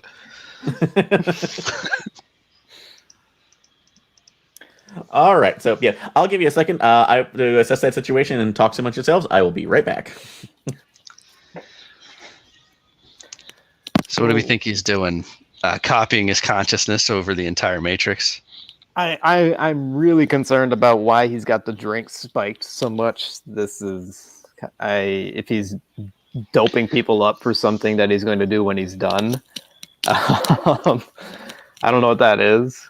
Maybe I can tell Rick that the drinks he's serving are spiked and see if that's like if there's anything going on with that. I wonder if we should kind of tag team and do an assess and a research role, like someone try to get into the database if we can, and just what can we do?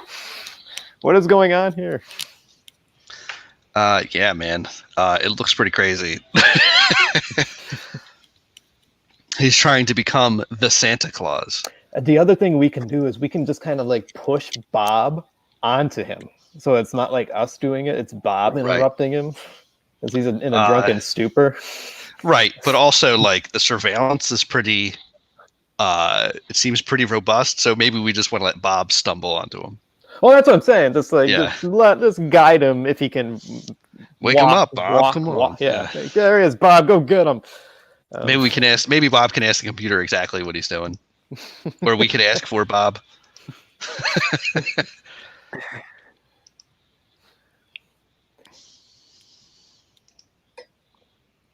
No, it's awesome that Elon Musk is turning himself into a titan. That's yeah. I mean, you know, I understand Musk more than some of the other ones. He's just an egotistical asshole. Like, it could be worse. Fair enough. It could be the Zuck who's not even human. Just an alien. All right. Okay. So as of right now, is there any particular thing that you've decided to do? So you are there with Bob. So he is. I think we want to see if we can get Bob to ask the computer what exactly is happening. And then one of us will try that. The other will assess the situation. Like, what the hell is even going on here? Yeah, I'll work on Bob. Just be like, hey, Bob, what's going on here? Ask what's going on. And then at the very end, if nothing else, just have him just like stumble over towards Garrett if he can. Okay. Render Garrett without 20% of his brain. That's fine. Okay, so I will. Yeah. Let's go ahead. Go ahead and make the assess roll first. See what you can possibly get. All right. I guess I'll be doing that. Come on, Rolls. You've been good to me all night. Don't fail me now. Ooh, a 7 again. All right, so that is just one hole. All right. So you can go ahead and ask the question. Also, if you want to do a research, I will, since this is obviously something tech-based right now, you may not get a lot, but I can at least answer one of those questions as well.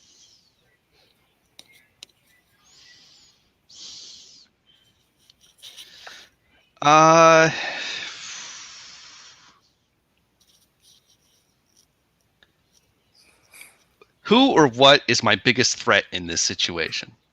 So, excuse me. As of right now, from what you can tell, potentially, potentially this room, because obviously it's being controlled by an AI that is not recognizable to your side. You are in here at least with.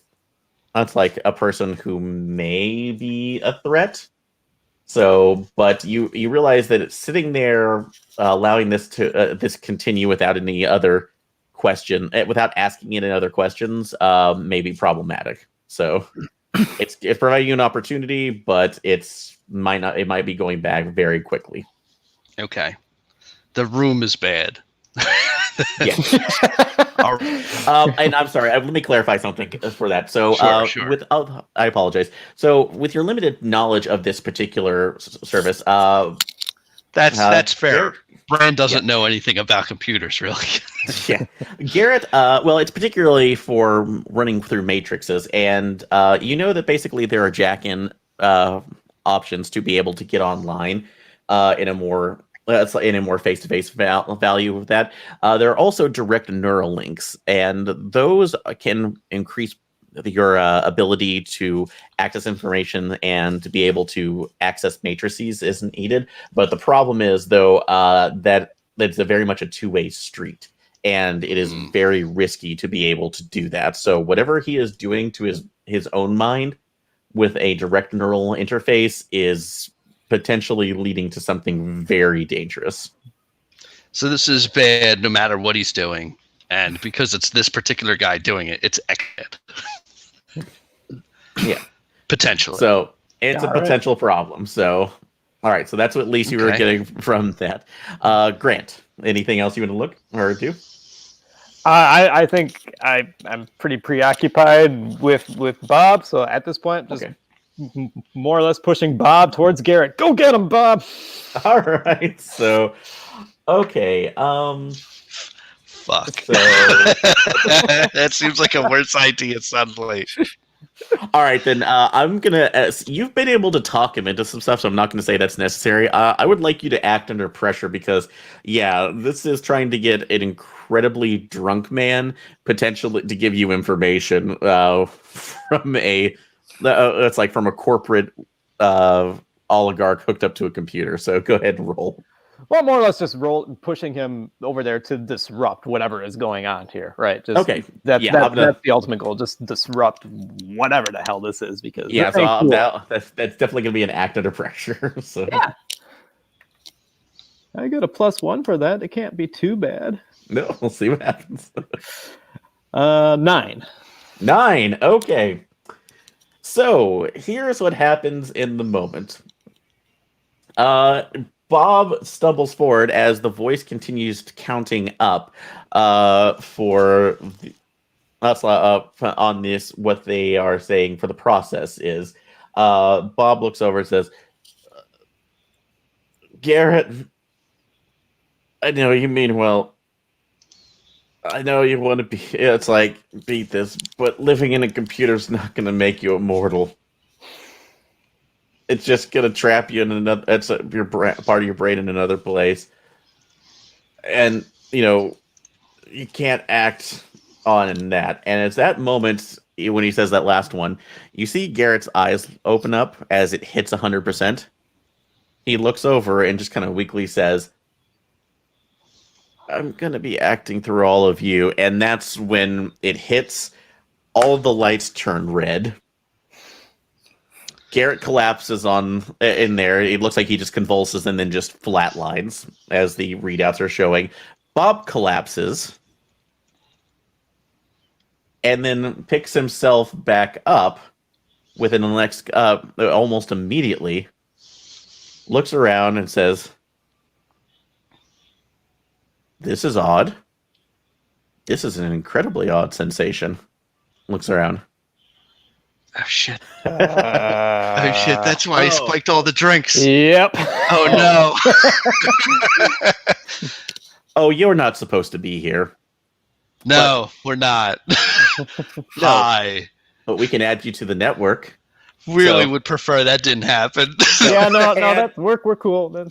And it's at this point that you see several arms come out from the different areas that from the floor that absolutely have needles. Well, basically air injectors full of what looked like that champagne. Oh god, I'm glad I picked a monofilament whip for my implanted weaponry. All right, so before we get to your combat, we'll get back to it. Keanu. So So wait, so oh, okay. Well, first of all, what's happening up here? Has any sort of like you said that the lights went red and people started getting taken over by the champagne. Well, that's just what they were seeing in the server room, essentially the neural interface room right now. So we're kind of rewinding back on you for a second. So Okay, all right, sure. all right, so yeah, you were going with our guard, who I am calling Francis. Francis, all right. So who is looking around more nervously. He is using his card to get you through services, which takes you back, or it is taking you basically on a couple floors down. So, and you see the accounting room here. In order to get there, he opens it up and says, "All right, now look, you are. That's like you need to get through that." Which through that area, which has a bunch of different sensors in there. If you cross any of those sensors, and a drone will be come down to decide they're going to take you out. It won't be lethal, but it's going to be incredibly painful as they inject nanites into you that make you feel like you're on fire. All right, so just so we're clear, now Francis and I are entirely alone, and it's just the two of us. Mm-hmm, that's correct. So, all right. Okay. So, Nice. all right. So Francis is getting stabbed. okay. Are you wanting to spend that last hold before you stab him to think about this? Where can I gain the most advantage with regards to stabbing him? So the most advantage you can do is as you enter in, you see that there is basically he's falling behind you. He's using you as a shield. Okay. So to basically you realize that at this point he's just decided to like use you to burn to death in order so he can get his way. Because of this, you can get a +1 on your mix it up in order to trip him and then make a stab. So basically that's allowing your +1 for this. So okay. So yeah, let's go for that. Okay. And I have a +1 on muscle, so I guess that's a 2d6 +2. Okay, so that's an 11. And 11. Okay. Wow. Okay. So, so that is absolutely over that. So what you have, go ahead and describe me how you take him out, because that's just is going to be an easy mark. All right. He's not going to see it coming. Well, my cyber arm just pulls out my dangerous and wait, what are the adjectives of it? Dangerous and a high-powered, I guess it's a vibro knife, and he's sort of like pushing me forward, saying, "Come on," and then it just goes chwink, and he sort of looks back and realizes that there's a knife in him that my third mechanical arm put there, and then he falls, and that's that. And he doesn't get a cut of the earnings. Yeah. So because the additional one, when you push it forward, it does act when you actually ended up activating one of the defensive drones that comes down. But because of the way you set up the stab, he falls forward immediately, and as he is dying, he is injected with the what we're calling the pain stick nanites that just start electrocuting him immediately until his last breath rattles out. So, good job. But that's about at this point where you hear that's like what initially just sounds like that's like the fire alarm going off. So, which you don't realize, like, wait, is there an emergency up here? And that's when you get communication from the others. So, okay. Oh, geez. Assuming that I've just heard what's happening. Yeah. So, which is Walker's uploaded himself and all of his employees and anyone who drank that booze. We know things are tough. Just don't drink the booze. Yeah. So yeah, Rick. you lost all those employees. Yep. Some of them were So drinking booze. Yeah, you see about that. You get a report back also because you realize that it's like team server room. When you it's like when everything went offline, you actually couldn't communicate with Keanu beforehand, but that's when all the radio started going off, and you could actually come talk to everybody else now, and you get a report back from Rick's catering service, that everybody in the party who was at least drinking collapsed, went back up, and are now capturing others to force themselves on. That basically force the others to drink. I'm just gonna text Rick back that you're lucky we're here because this is looking like another baklava incident. Yep.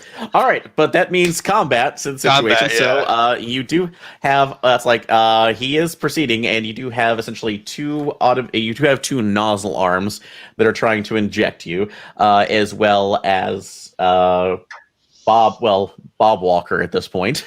So who has now been overwritten. So we'll go left or right. Grant, what are you doing? Oh, I'm trying to run out of this place. There's no way just we can getting the hell get out of this Dodge. room. There's no way we can deal with people on the outside but stabby arms. Got to get out. Okay, so that means that let's see. Go ahead and you're acting under pressure, so you're just trying to get away. Okay.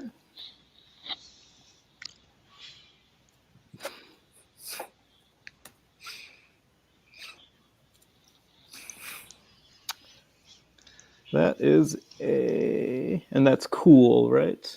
Yes, that's me. Cool. A 7. A 7. Okay. So yeah, you made it. It's like you stumble outside of it. What? So you do see that when you're So you are right outside of the door, but you see that the you see that the leg is the injector is coming for you. So, but you have a choice here. So,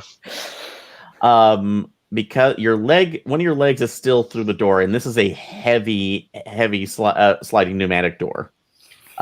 You can choose to be injected with it, and take your chances with whatever it is in there, or you can close the door and let the leg go.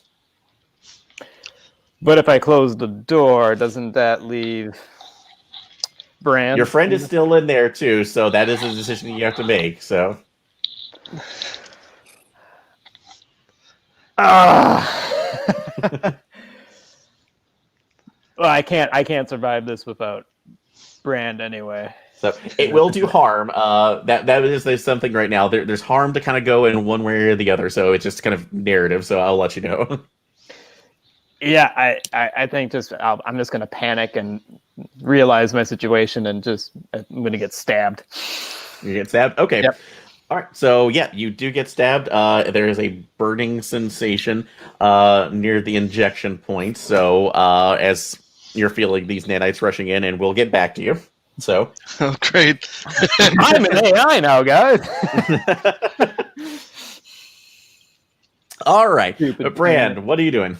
I shout for the market and deploy my monowire whip. Okay. Such that I'm going to try and. I feel like Woodward is probably the lesser threat, so I figure I'm going to try and get the arms first, so they don't stab me. Try to get the arm. So, all right. You did see that one got Grant. So, so I just got to get the other. Yeah. So that's going to be mixing it up. Later, yeah. Yeah, I'll be mixing it up. All right, get a +0 on this. I'm going to use that +1. Yeah, feel free. Absolutely. Oh, thank God, it's a 9. 9. Okay, yeah. And you did get some additional on there. So yeah, it basically slices through one of the one that was attacking you, and the vial shatters on the floor. Good job. But you do have some extra on there because of what you got. So what else do you want that to do? Let's see. State the objective roll. I achieve the objective. 7 to 9, I choose 2. So I got something else has to happen that's bad. Yeah. Right. So so you can so basically for this, yeah, you can you can advance the clock, but that's not really on there. So I'm going to say something of value breaks. Okay. So and I will take harm as established by the fiction. Well, you know what? No, I really don't want that one because it could be me getting stabbed.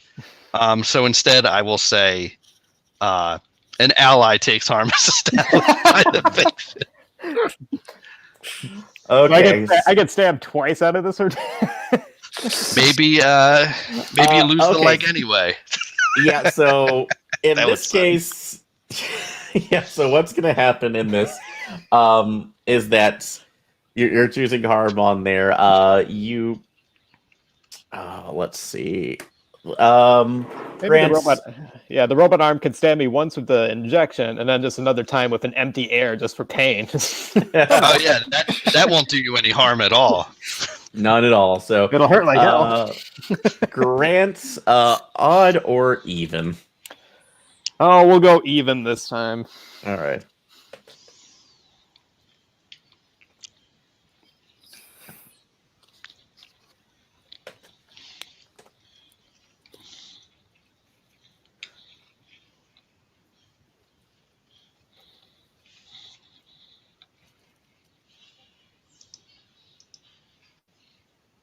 Sorry, one moment. I'm actually going to pull out a real dice here. Google, I noticed, unfortunately, Google has a habit that if you go back to it on a certain one, it tries to roll the same thing over and over again, unfortunately. So I apologize. Yeah, it does repeat a lot. All right. So, good news. So, well, bad news, good news first. So, basically, what happens in this case is as Brand is taking the whip back he maneuvers it back, and yes, it's monofilament. It absolutely slices through your leg. So I'm sorry. That's bad. But so That's not good. It is absolutely not great. But the good news on there is that burning sensation you felt up going your leg suddenly stops. The whole situation was quick enough too that it's realized by a blazing pain, but you do see that leg right now is starting to develop other tendrils or other things around it that were building up in what looks like a new vein structure. Oh my god, you did tell us this was stealth eclipse phase, Aaron. But then it kind of stops in there as well. So, but it's like it's barely kind of running out of steam as it doesn't have a lot of biological things aspects. So let me get this straight. His flailing whip flayed my leg so that whatever was being injected couldn't keep going up. That is correct. So I'll take it. Yeah. that is correct. So, all right. Yep, you have that set. So if you want to pull him out, you can at this point, since Bob, the other ejector point, Bob doesn't seem to be advancing, although he is looking at you saying, oh, it's like I didn't know it would try to make more of you. I guess that could be part of the new notes. So, wow, I'm literally seeing everything. That's like from others people's eyes. And that's like including, it's like this new network is fascinating. Are you sure you don't want to be a part of this? Yeah, I'm pretty sure. I can't really have a free market when it's all one person. So, yeah, I'm just gonna say bye. Yeah. If everybody's the same, no one's gonna pay for different things. That's right. So, and Grant, by the way, go ahead and mark 2 on your harm clock. Yep. So that'd be going to 15 to 1800 Yep. or so. All right. So, but Unfortunately, yeah. I've got some dermal stuff. Okay. So yeah, I will say that once you've gotten to the point of the healing, though. So Yeah.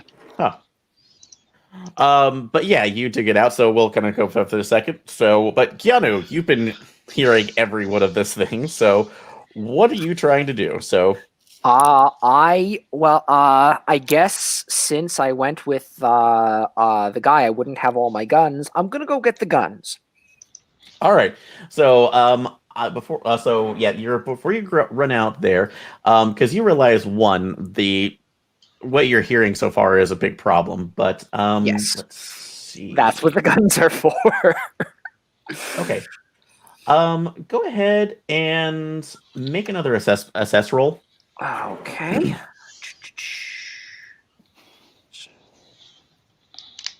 That is an 8. Innate? Okay. Yep, so you gain a hold. So, and... I guess what potential complication do I need to be wary of? okay. Perhaps. Because of what you've seen in the reports you're getting back, all of the... It's like you realize that all of the top floors are going to be pretty well inaccessible at this point because they're doing some conversions on there. And you've been told right now that it's like apparently they're sending an enforcer down. Okay. So, but you don't know what that is, except for the fact that you're hearing apparently through Rick's group, you're hearing a lot of others. You're hearing a lot of other, the heavier footsteps coming down. And so wait, so they're close enough that I can physically hear them. So you can hear it through the comm links too. Oh, okay. Before those are going out. So there's something bigger and badder coming out. Now you did have the information that the escape was, or at least available through the available through the boardroom. Yes. So if you or your partners can get there, that can take it out. And the last thing I will actually give you for free, just because of this, for right now, the information you have, or at least are giving right now, is probably going to be useless for any kind of corporate options, or at least potential payout. Mm-hmm. But without in there, you realize that you're in the accounting department, and if this key was possibly draining any information on there, you could possibly use that yourself to basically download whatever financial information you need before getting out of here. Yeah, I'll do that. So, okay. So to do that successfully, that's going to be act under pressure to try to get that in, because you are very, very, nervous and frightened about this whole situation. Reasonable. All right, let's give that a go. Okay. That's a 12.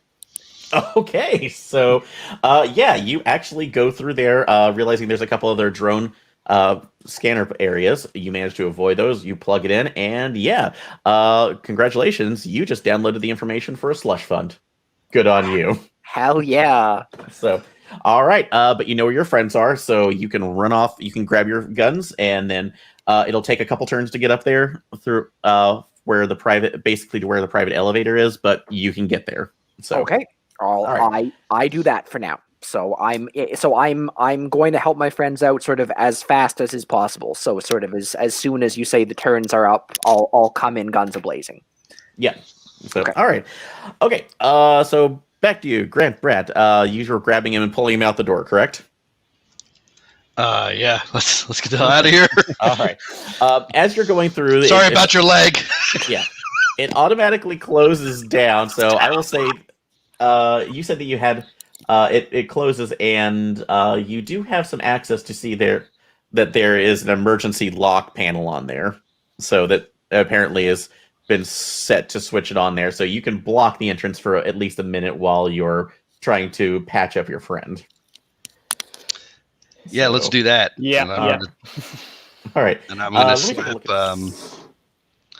See, what is it? This Traumaderm. Let me take a look at the character sheet. Was that underneath the fixer or the? Or sorry, it's under the pusher. Page 2 gear, the bottom option. Let's see.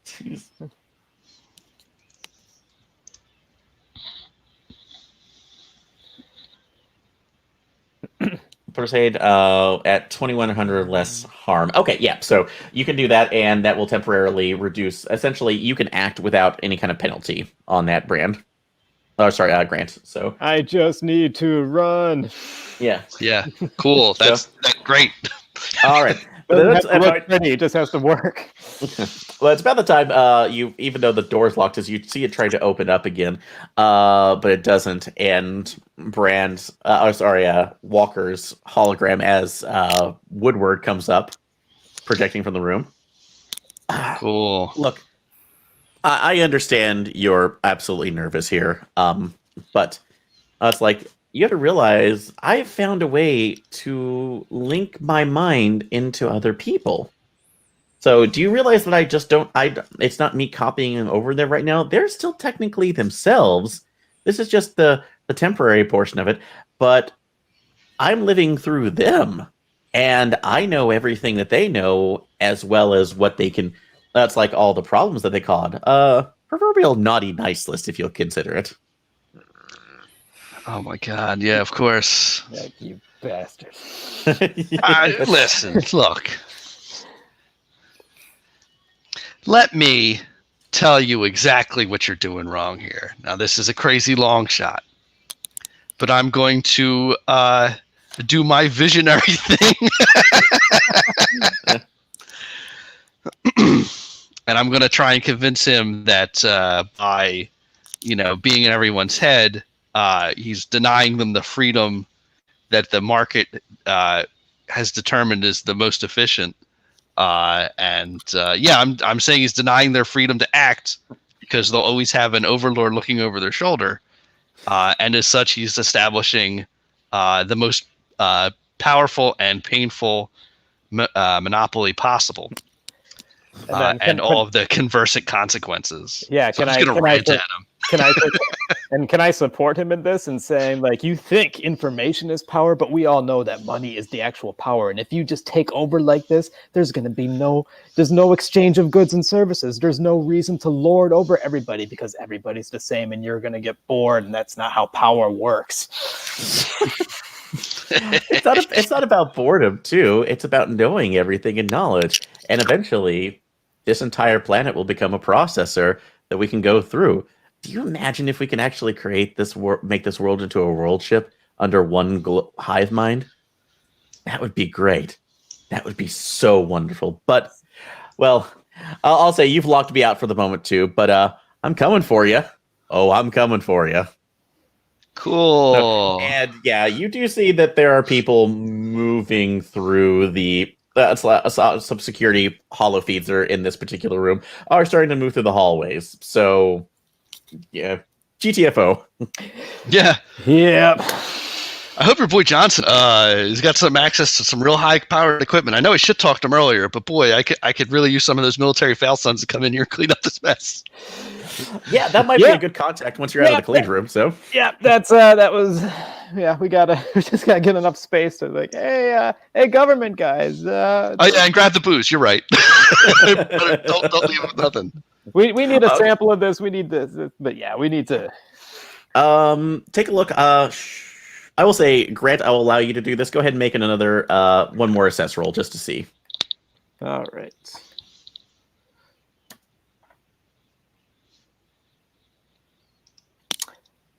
That is an 8. And 8. Okay, so that's definitely a hold. I assume you're probably wondering what gains you the most advantage. So. Yes, that is. Or Okay. do we want that or the best? Oh, well, way I'll let you in do and your out? I'll let you do your question here. So go ahead. You can choose what you would like in this. I want to know the best way out. Right from here, honestly. Okay. Definitely, it is the that's like the elevator behind you. So, but the problem being is that you no longer have Woodward to be able to, at least for the biometrics on there. So it may not. That's like take you in. So, but that being said, let's see. You do have at least one thing. So, because you notice on the ground that when you're moving through is that he apparently vomited or spit or something, and there's definitely a shirt pocket or a pocket kerchief that was on the bottom of there that might have some biological material on it. So you're saying it just uses any biological material. It is a biometric reading, so yeah. I'll totally grab his vomit right off the ground and use it to open the elevator. I don't care. Okay, yeah. And as you do see that a couple other vials on the ground too, in the part of the clean room that before. Yep, there is a sample of the booze, or what you assume to be. So grab it. Yeah. All right, snatch that booze up since I've got all working limbs. All right, and my hands are full of puke, so yeah. Yeah. So you're headed up back to the 50th floor, so it works out. All right, back to Keanu. So you have your weapons now. Mm-hmm. You have a couple armed members of Steve's world. That's like world fund with you, and you know the location to the elevator. So you'll have to pick up your friends first. But the problem being is that the boardroom itself, where you can get the escape, is basically on the back end of the 73rd floor, which is already starting to flood with the mass, as we'll call it, the Christmas, the midnight mass, as we're going to call it. So, Okay. So to get up there, you can basically you have access to the other, basically the general maps of there. You can try to go through the main areas, but you're gonna have to fight your way through that someplace, because you have to get over to. You're going to have to make a pickup at the private elevator, which you know where that is. So, which is on the 75th floor. But then figure out a path around it is the issue. So. You have a couple other options. You can do a quick research. That's like since you're not quite in danger yet, or you can assess to do any other information. So, or you can try to play hardball. I will say, because some of the PMC members are in trying to figure out what's going on. Let's just do a research. I think we can. We're sort of in the thick of it now, right? So let's just research the best way to go. Yep. Okay. Okay, so that is a 10. 10, excellent. So, all right, 10 plus. So I can answer any of the questions and a follow-up question from the list. Okay.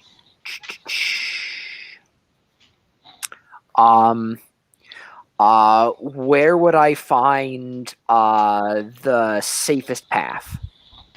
That is going to be actually along the other, surprisingly enough, along a newly planned service corridor that actually goes through the center of the actual building itself. We're doing some renovations, and we're trying to find a line where you could actually send the drones up. So as long as you can, get a hold of one of the other drones and essentially write it up, you could go unmolested to the top floor.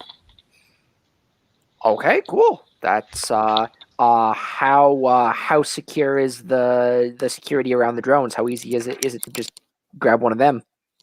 It is a little difficult. So basically, you're going to have an RFID key that will recognize you as one of janitorial staff. So basically, that you are allowed to interact with them. So if you could possibly get I'll say if you can get a switch out with one of those, you could basically get up there pretty easily.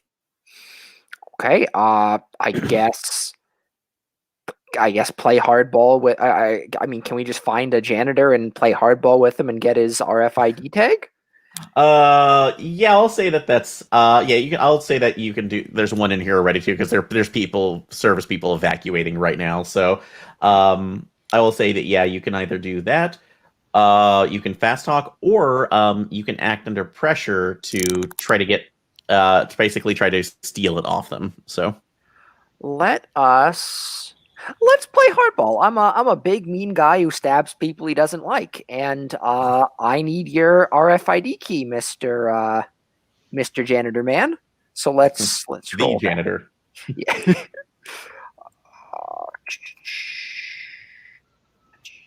Roll for me. So let me just. That is a 9. A 9. Okay. You do manage to get it off of him too. But I will say that because of this, the janitor really is that gets mad at you. It's like, hey, why are you taking my stuff? I need this job, and socks you basically before he panics and runs off again. You could, because that take 1 harm on your track. I have body armor, so am I okay? Yeah. Oh, that's like. For this one, go ahead and take. Yep, you're fine. So okay, all right. Ow, damn. That was close janitor. enough, and that's not a big enough issue too. So yeah, it hurts for a second. You kind of spin, but you have that track, so you can literally ride the service corridor for the drones up to safely get past all the group. Hell yeah! All right. Because of this, it's still going to take you around to get up to the floor. So you'll have to do that before you'll have a round before you can assist your friends. Okay. So, all right. That being said, Grant, you managed to get back up the elevator.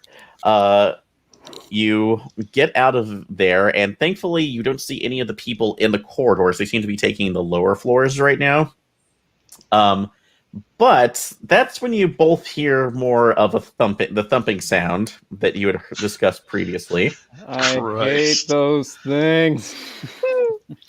So, well, and I will direct your attention back to the RPPR track to basically give you a representation of what you're facing now. Oh no! Oh, God damn it! It had to come to this. Well, I kind of expect. I mean, As- frankly, I kind of expected it. Yeah. As as the mechanized Saint Nicholas rose into view and says, "Ho, ho, ho, ho. Santa has something very special in his sack for you." And and immediately pulls out a heavy rifle. Whoa! Whoa! Santa, this was So- not on my list. What happened to just coal?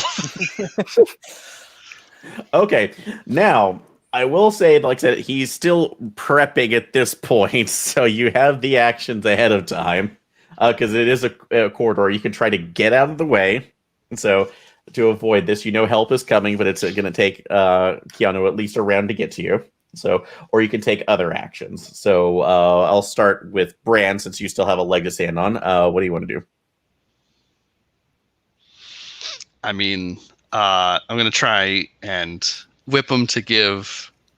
I mean, I probably shouldn't. I probably should just book it. That's what my character would do. Okay. He's just gonna book it. Okay. He's just gonna run. All right. So the area that it is. So basically, you have the general path down to the boardroom. So you can do that. So all right. So you're going to try to act under pressure to get out of there. That's right. Okay. Before we get there, Grant, what are you doing? I So have because to you still have great to help. So have to do the same thing, just running, screaming like a maniac. Ah! Just to Okay. try. well, remember you're kind of oh no, we reattached your. No, we didn't. So okay. So No, the leg is still there. Remember, he flayed Oh, it you're and then put some nice nano stuff on it to. yeah. So because the nanites went inert after that. So never mind. Yep, we're good. So all right. So with the other one, so you're okay for the second. All right. But yeah, so we'll just basically go ahead and both make your act under pressure rolls to see if you get out of the way. 7. 7. Okay. 4. Oof.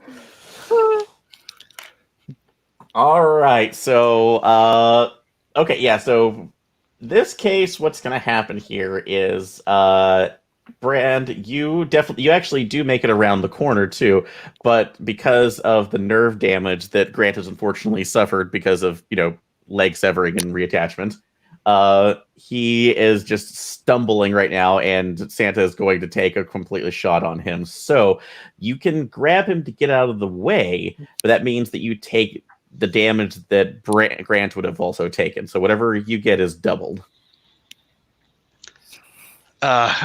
Rugged.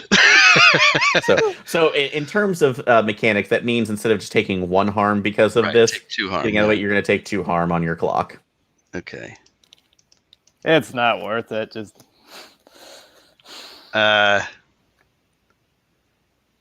Yeah, I'm just gonna leave him. Like, he's not gonna take 2 harm for Grant.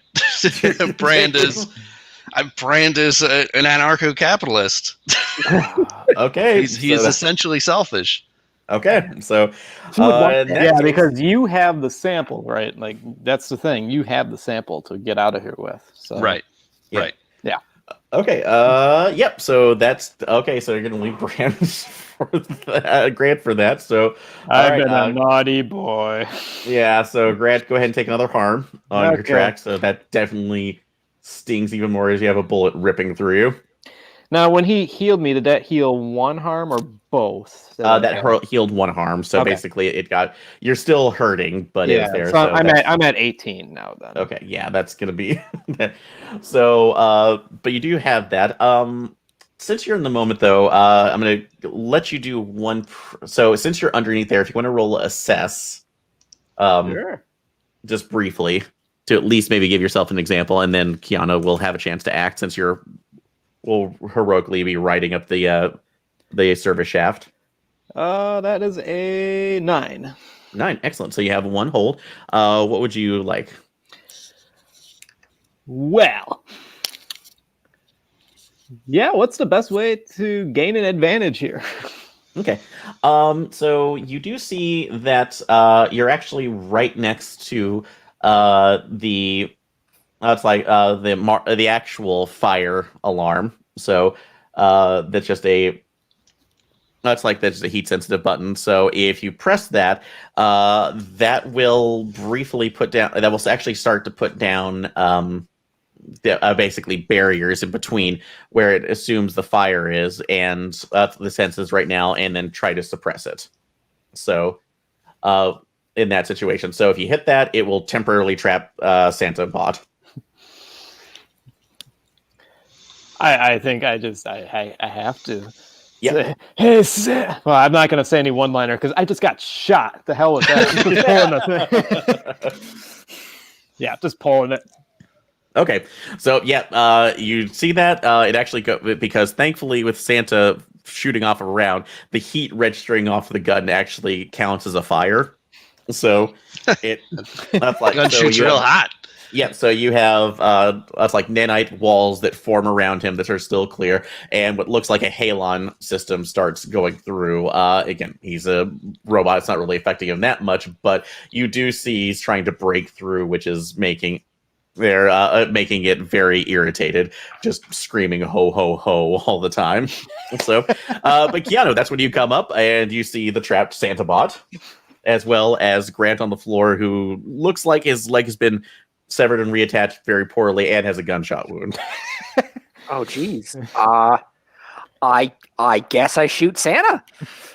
Okay, so, well, he's behind the barrier right now, so you can try, but you don't know if that bullet's going to make it through.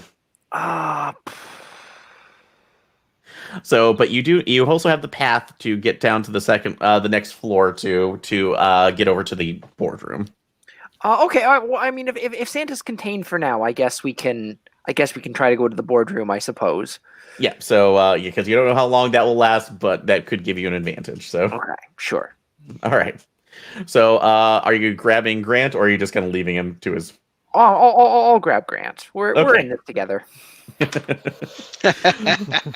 least somebody cares there. Yeah. So, all right. You make it to the elevator. I'll say Brand is already there, and just he's been deterministic. So, oh, I'm glad.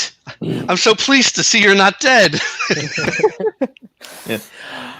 All right. But that's when you get a communication from the Rick's caterers, and they said like, "Hey, we're trying to hold the door for you, but if they're trying to come through, we need you to clear a path." Okay. I don't know how we're gonna. I hope you have all the. Okay, thanks, Rick. So they're in the boardroom waiting for you, but they have. But unfortunately, the Walker collective is trying to get in as well. I hope you brought as many guns as I think you did, Keanu. I have a couple. Did you bring my cake? Did you bring the cake? Just got.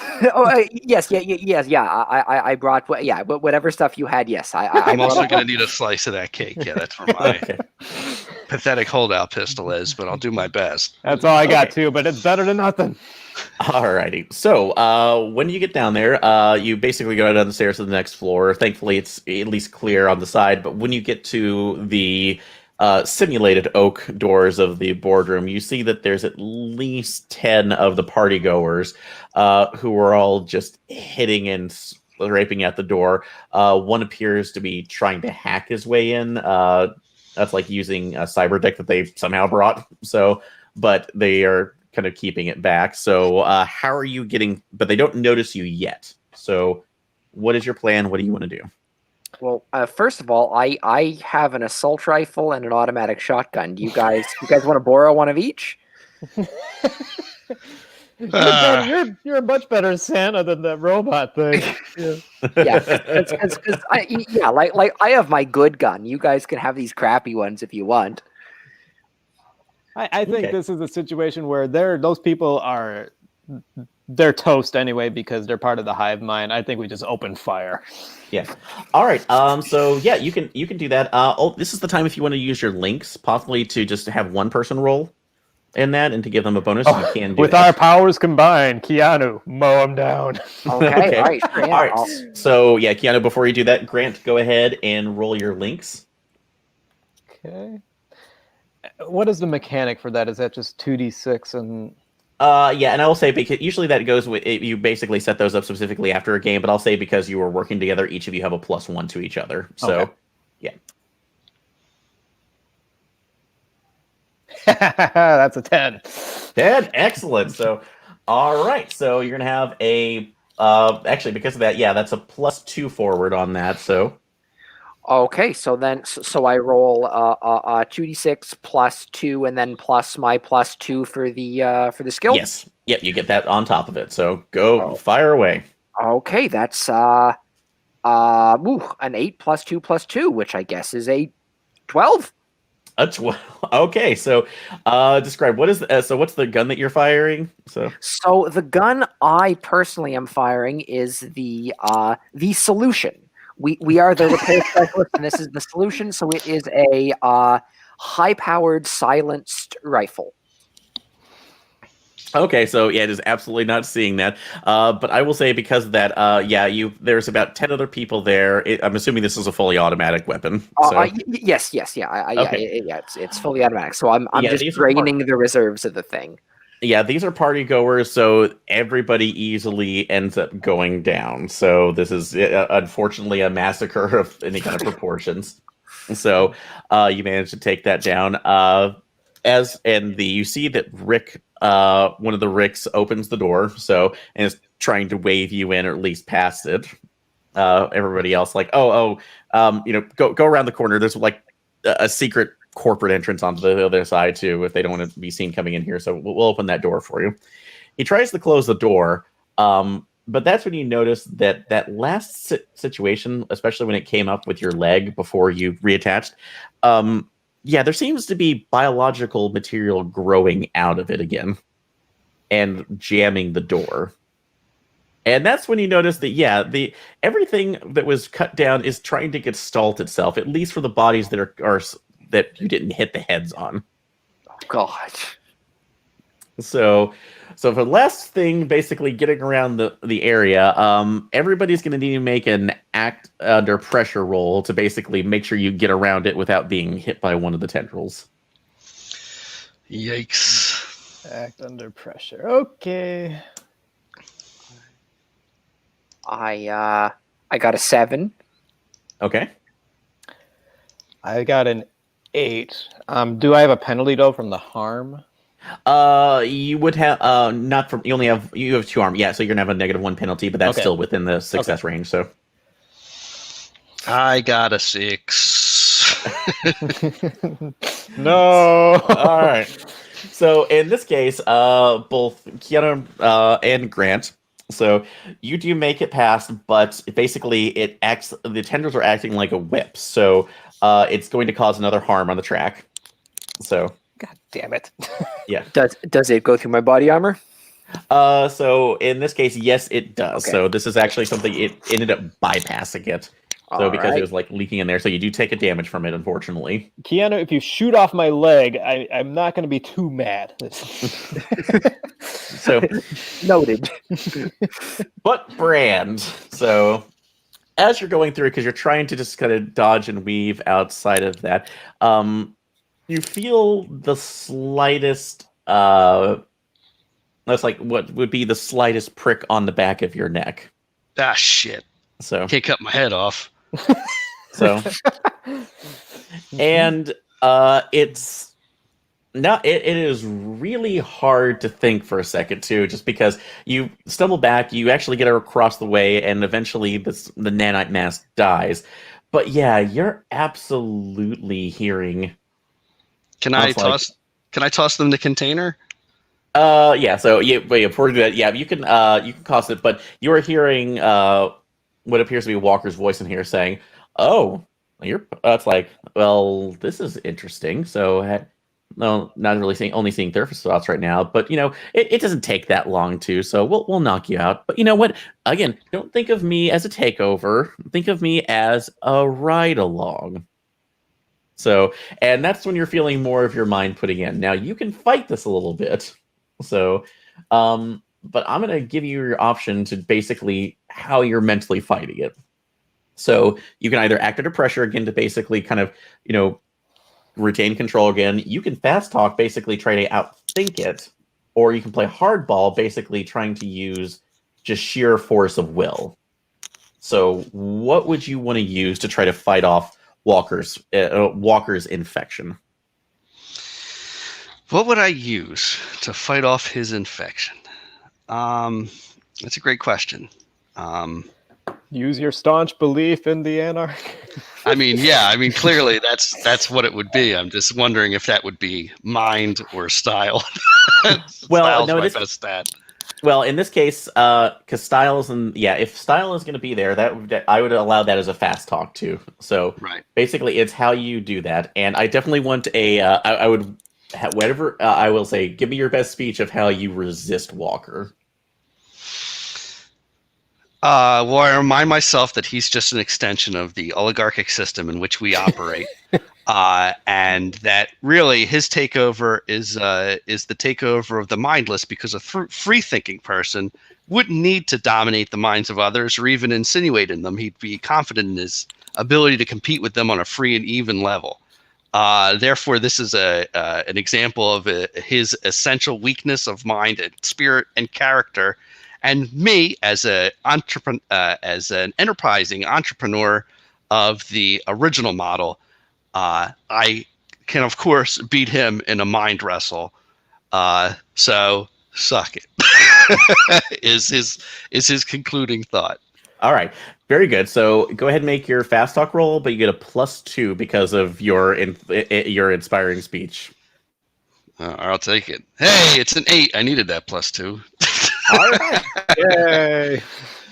Excellent. So you think you're going down. You think that you're feeling yourself slip away, but your core beliefs in fighting the capitalist wasteland that has become your home is so overpowering of personality that you feel Walker fading, and it creates a really bad headache. But you don't know how you did that. If it was an adrenaline rush, it was something, but you feel it done. So, and you manage to stagger back in. You do take 1 harm from it. So, because of I will mark mental 1 exhaustion. harm. Yeah. So, Well, no but one you- can stand up against a wall of text such as Ayn Rand would put forth. Now you have to die though. So, I mean, that's fair. yeah. I'm ready for this dude to die. He's a monster. Yeah, so that's good. But you do survive that. You stumble in, blocking the door out. You can hear the thumping of the Santa bot coming down for you. But it's at this point that the Rick Steves managed to find the activation, because luckily enough, because of Grant and Brand, you do have an executive biological samples, so using that allows you to activate the shunts, which are just giant slides down to hovercraft, and you are able to escape the building. So I just love that we're escaping with like a pocket full of vomit and just like, yeah, use it, get out of here. Yep. So, like I said, they do biometrics for a lot of things, so they think it was the most secure. It was not in this case. So, Yeah. all right. And as we get out, I just want to make sure I call Johnson, just let him know, like, we got, it's hive mind madness. Shut this building down. Yeah. So, so immediately goes back with another calm down. Like, Sorry, one moment. If we're going to do this, let's do this correctly. That works right out. Yeah, but you need to calm down. You need to really consider your options here. But they do take that for what is happening. But yeah, basically, as the epilogue, what ends up happening is that that's like the federal government does come in there with that's like a full army presence and completely shuts down Cyber-synapse, essentially declares the area a disaster before relegating it to what the futuristic version of a Superfund site would be because of the potential out of control nanotechnology. They discovered, and from the notes, that Garrett Walker was dying of a degenerative neurological disease that was found to be incurable, but as his ego would not allow him to basically just to die off and leave his knowledge in his company, he felt that he should figure out a way to imprint this ability to not to see through everybody else's eyes as he want to. He was actually not aware that his upload process with the nanites that were encased within the liquid that everybody was ingesting during the party, that it would actually allow a full takeover. So this came as a general surprise. The reason why he dubbed this the St. Nicholas Protocol was because so he could observe everybody else and from a first-person perspective and observe them and report back. So essentially creating his own personal spy network for his own company. So, but this is an experiment that went way out of turn. And as far as they know, they wrapped up everybody. They got everybody else at the party who was infected, and they are all under cryogenic quarantine at this point. But it's believed one of Walker's simulacrons may have escaped. So, but they did not. But they've learned that otherwise, that this is that you technically did your job. You were given a lesser pay because of the fact that the entire operation almost caused a full-on diplomatic incident with the corporations. But luckily enough, because of Keanu, you have a slush fund that is actually undetectable because of the the illegal accounting practices were going on. So you were paid nonetheless, though. So, and if nothing else, granted, that will allow you to get some better surgery on your leg and nanites that will not take over your body. I was just going to say, I was about to kill myself if I got a low pay out of this, but Keanu... It was like a miracle. It's like a Christmas miracle. He just came through with the So that will end the scenario. As it is, questions, comments, suggestions. No, that was really good. It was a great time. So I'm glad you had fun. I will admit, part of this entire scenario was just finding a horrible excuse to put in Futurama's Robot Santa. Yeah, we knew it was coming once you. We knew. Yeah, Robot Santa was 100% guaranteed to happen. Yeah, I could not. I apologize. I could not help myself, but if nothing else, we're enjoying that too. And mainly the idea afterwards was it was a bit eclipse phasey too. So, but basically the idea was, it just came from a guy who was using nanotechnology to try to make observations on other people, and the fact that it went way too far afterwards. So. Yeah, was the spiked booze like always part of the scenario? Yes, actually it was. So, because I wanted to figure out a way to make the guests part of the threat afterwards, and one of the reasons that Brand, Joe, you're able to survive is because I'm sorry about that. Oh, no worries. Okay. Oh, they know we're talking about it. So, Fail. No, one of the reasons he was able to survive it is because none of you drank the champagne at the beginning. So that was basically, that's like you didn't get a concentrated dose of it. So I was going to say, I put in a provision too that if anybody had really drank it, one of the other NPCs potentially would have allowed you to figure out a way to fight it. So, because I wasn't going to take away autonomy completely. So, but it would have been very difficult and very taxing. And if it didn't directly harm you, it would have added marks to the mission clock. Yeah, no, I like that, especially because it is a party scenario, so you will get players that will be drinking with everybody. So that's a good threat. I like that. Yep, no, good. I like that. So, any other comments or suggestions? I mean, I think it's fun that it's sort of like it seems sort of innocuous at first, but then you think about it and it's like, oh, that's profoundly horrific, especially for Christmas. Yeah. So no, very, very enjoyable. I liked it. Cool. I'm glad you like that too. Yeah, I 'Cause thought it was pretty great. Cool.